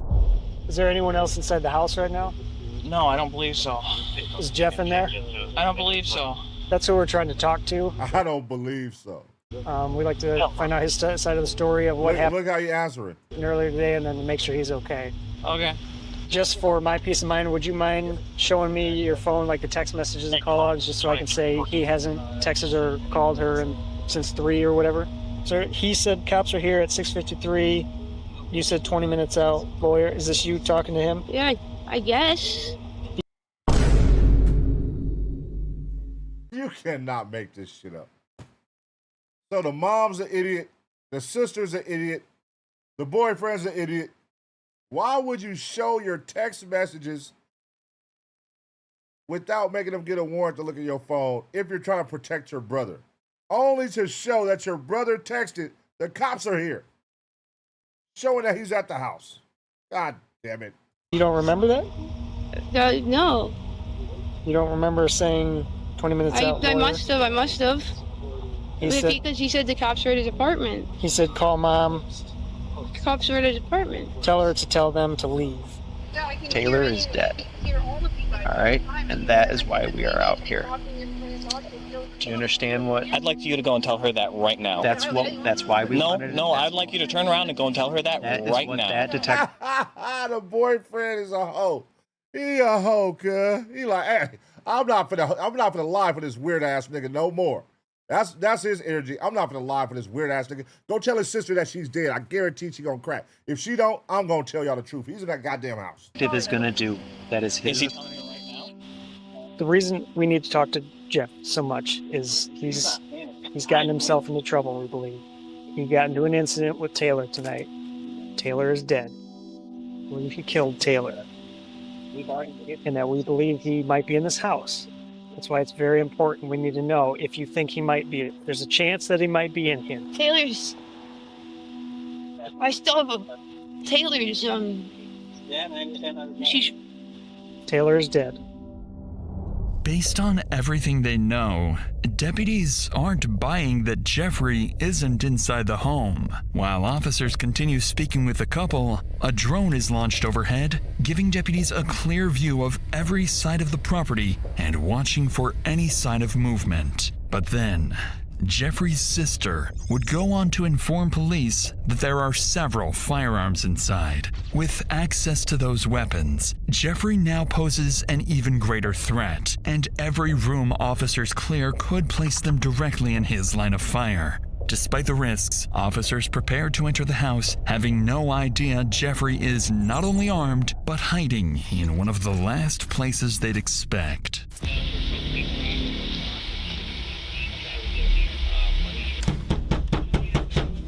Kalamazoo Police! Anyone inside, come to the front door.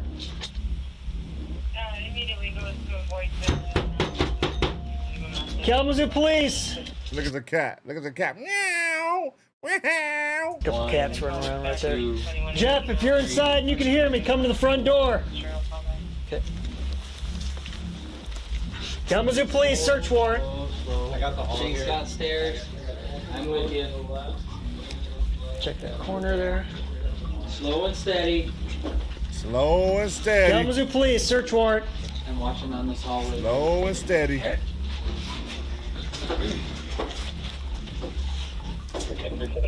All right, looks like this is gonna connect to the kitchen around to the right. Next 3.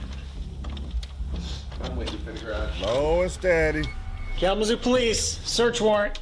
Anyone inside, call out now. Come on, Jeff, call out, buddy. Back there. Is that insulation? Is there a scuttle? Look up. No? Yeah. Is it scuttle? Yeah. Do you see this? The insulation right here? Yeah, I saw that. As they clear the house, deputies notice disturbed insulation scattered across the floor. They also spot a ladder leading up to the attic, a strong indication Jeffrey may be hiding above them. However, officers realize sending anyone up there could lead them straight into an ambush. So instead, deputies come up with an interesting plan that would catch Jeffrey completely off guard. Hey Jeff, obviously, you know, in talking to Dad outside, he said he built the house. I told him about what's going on with the scuttle hole here. He's telling me about what he did with the house, all the work he's put into it. And when I brought up the fact that there was a ladder up there, he's like, Well, that doesn't make any sense. I know for a fact they didn't put any ladder up there. Thank you, sir. Can I just have you come down to the hole and we can get your side of the story about what played out today? You're gonna need more height on it, man. We're gonna get a little bit more height. There's a heat signature back in the corner. I just can't tell what Back it there. is. There's a step stool in the garage right there too. Can you angle that light up a little bit more? Or that light can shine further straight? Yeah. But I think that's this insulation. Can you zoom in at all on this?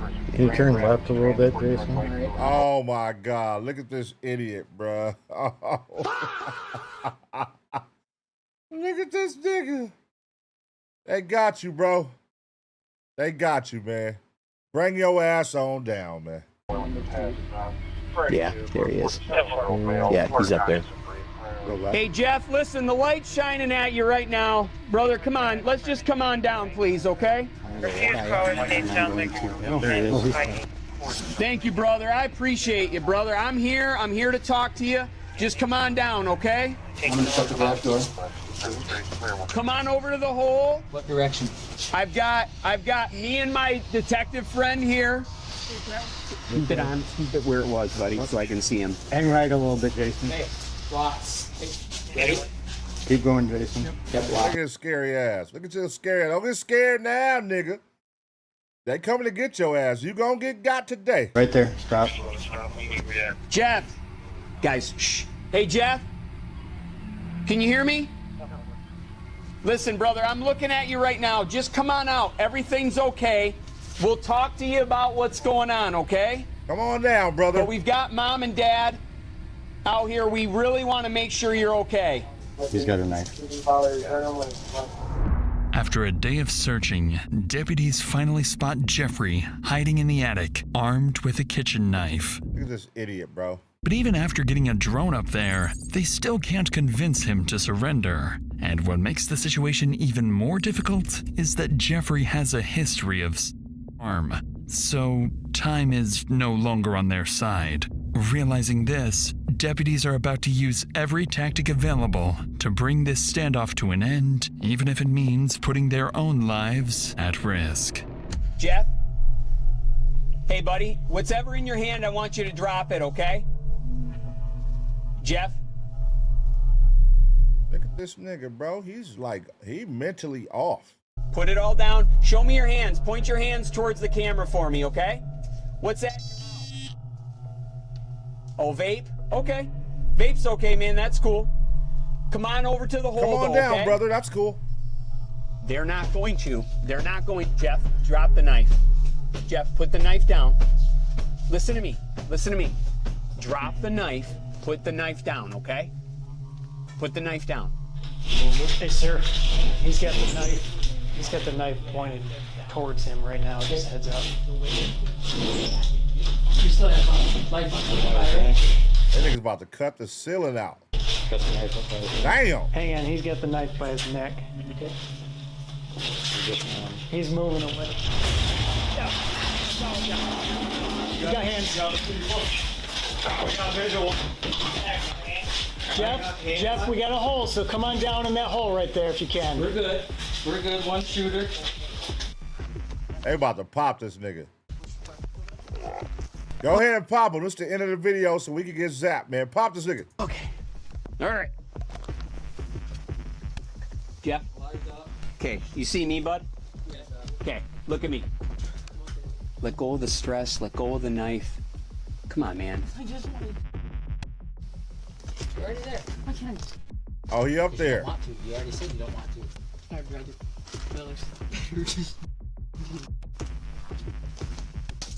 Oh, there it is. Zap him. Zap him. You did it. You did it. We're here. You did it, man. Just, hey, Jeff, come on. Put your foot on the beam so you don't fall through. Hey, here we go. You're going to rack your nuts. Yep, come on. Here we go. Come on, man. Coming to you. You got this. I got it. Great. Zappity zap You zap. got this, man. Yep, stay going. Push his ass to the ceiling, man. Watch the drywall there, guys. Gotcha. Go ahead, Jeff. You go ahead. Go ahead, bud. Yep, I got him. Got it. Got him. Good. You're coming down. You ready? Okay. Hands. Yep. Bring him around back. Yeah. You're okay, bud, okay? Why did they throw him to the floor, man? I don't like that, bro. Anybody else? Hey, yeah, if that was a brother, they would have threw him to the floor, put his foot on, back of his neck, all kind of shit. Hey, oh, that was polite. That was very polite. With Jeffrey now in handcuffs and covered in dirt, the 4-hour standoff is finally over. As officers escort him to the Kalamazoo headquarters for questioning, investigators search the attic and recover 2 large knives, one of them covered in blood. While forensic analysts work to determine whether the blood is Taylor's, detectives sit down with Jeffrey. Until those results come back, a confession is their only other shot at proving Jeffrey is the killer. But Jeffrey has other plans. You can eat and drink. Just relax for a second. Okay. How's the Coke taste? I like the Coke. Well, Jeff, we obviously wanted to talk, brought you down here so we could sit down like men and have just a regular conversation about, you know, a lot has happened today, obviously, right? You've been through a lot. And I really just wanted to give you the opportunity to kind of give your side of the story, let you know where we're at with things, and just kind of sit down and kind of relax and be able to talk about some things, right? You know, like the cops came, it's kind of just like a blur. Yeah, sure. What part of the house were you at when the police were there? I was at the window. Upstairs, downstairs? Downstairs, I just saw them pull up, so I just ran into the attic. Okay. And you've been up in the attic since they first showed up? Yep. So, once again, I'm not here to lie to you. Jeff, I'm not, okay? I'm here to get your side of the story and to walk you through this, okay, so that we can try to understand this a little more. Your phone number that you just told us, Sean, we were able to get your cell phone records, right? We got those today from Verizon. So we know exactly when you left your house, right? 3 whatever. Yeah. And at 3:30, your mom's car is right here at Cork and Old Cork, which is right there by the curb, by the RBs and the hotels. Okay? Because you'd just gotten off the highway, right? When? At 3:30 today, 3:26 p.m.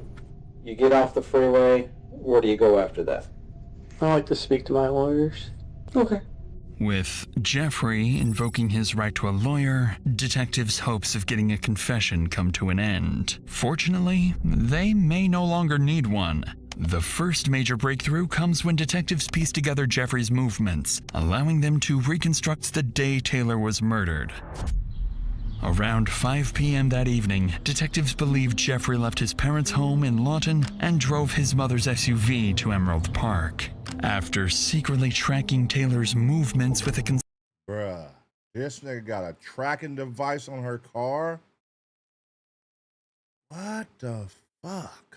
concealed GPS tracker hidden beneath her car, Jeffrey waited until the second she was alone at 5:47 p.m. before ambushing her with a knife.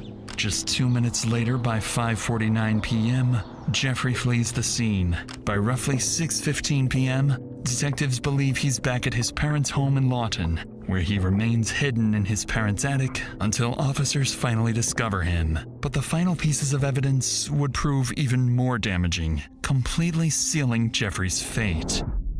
DNA testing confirms the blood recovered from the knife inside Melissa's SUV and on Jeffrey's clothing all belong to Taylor.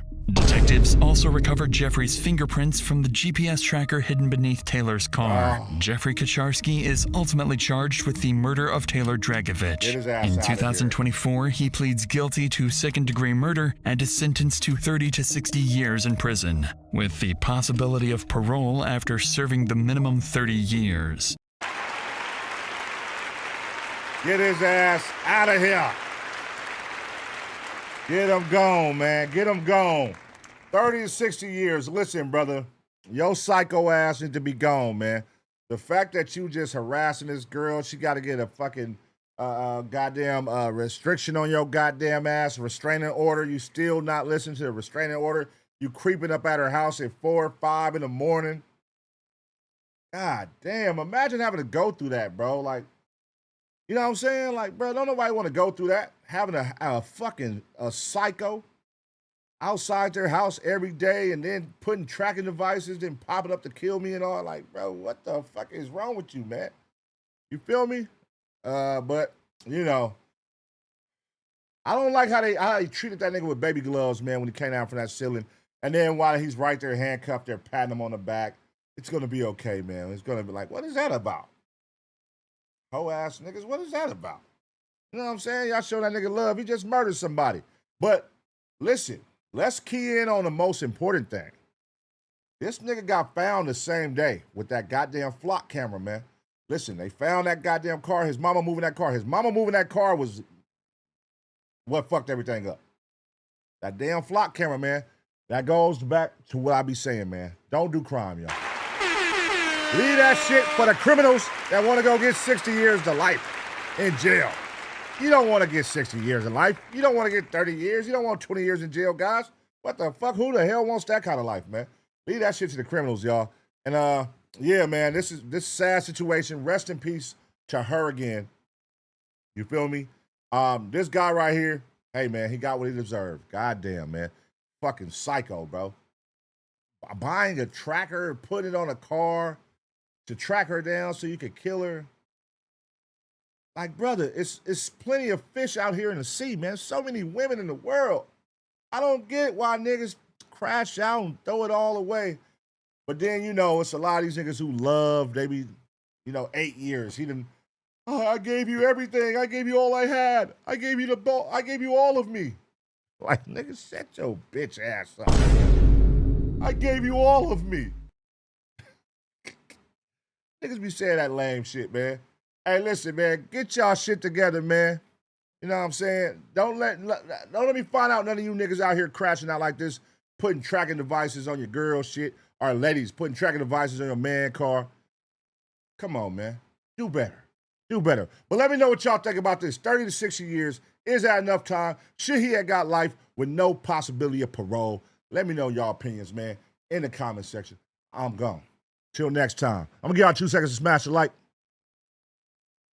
And whatever else I'll be saying.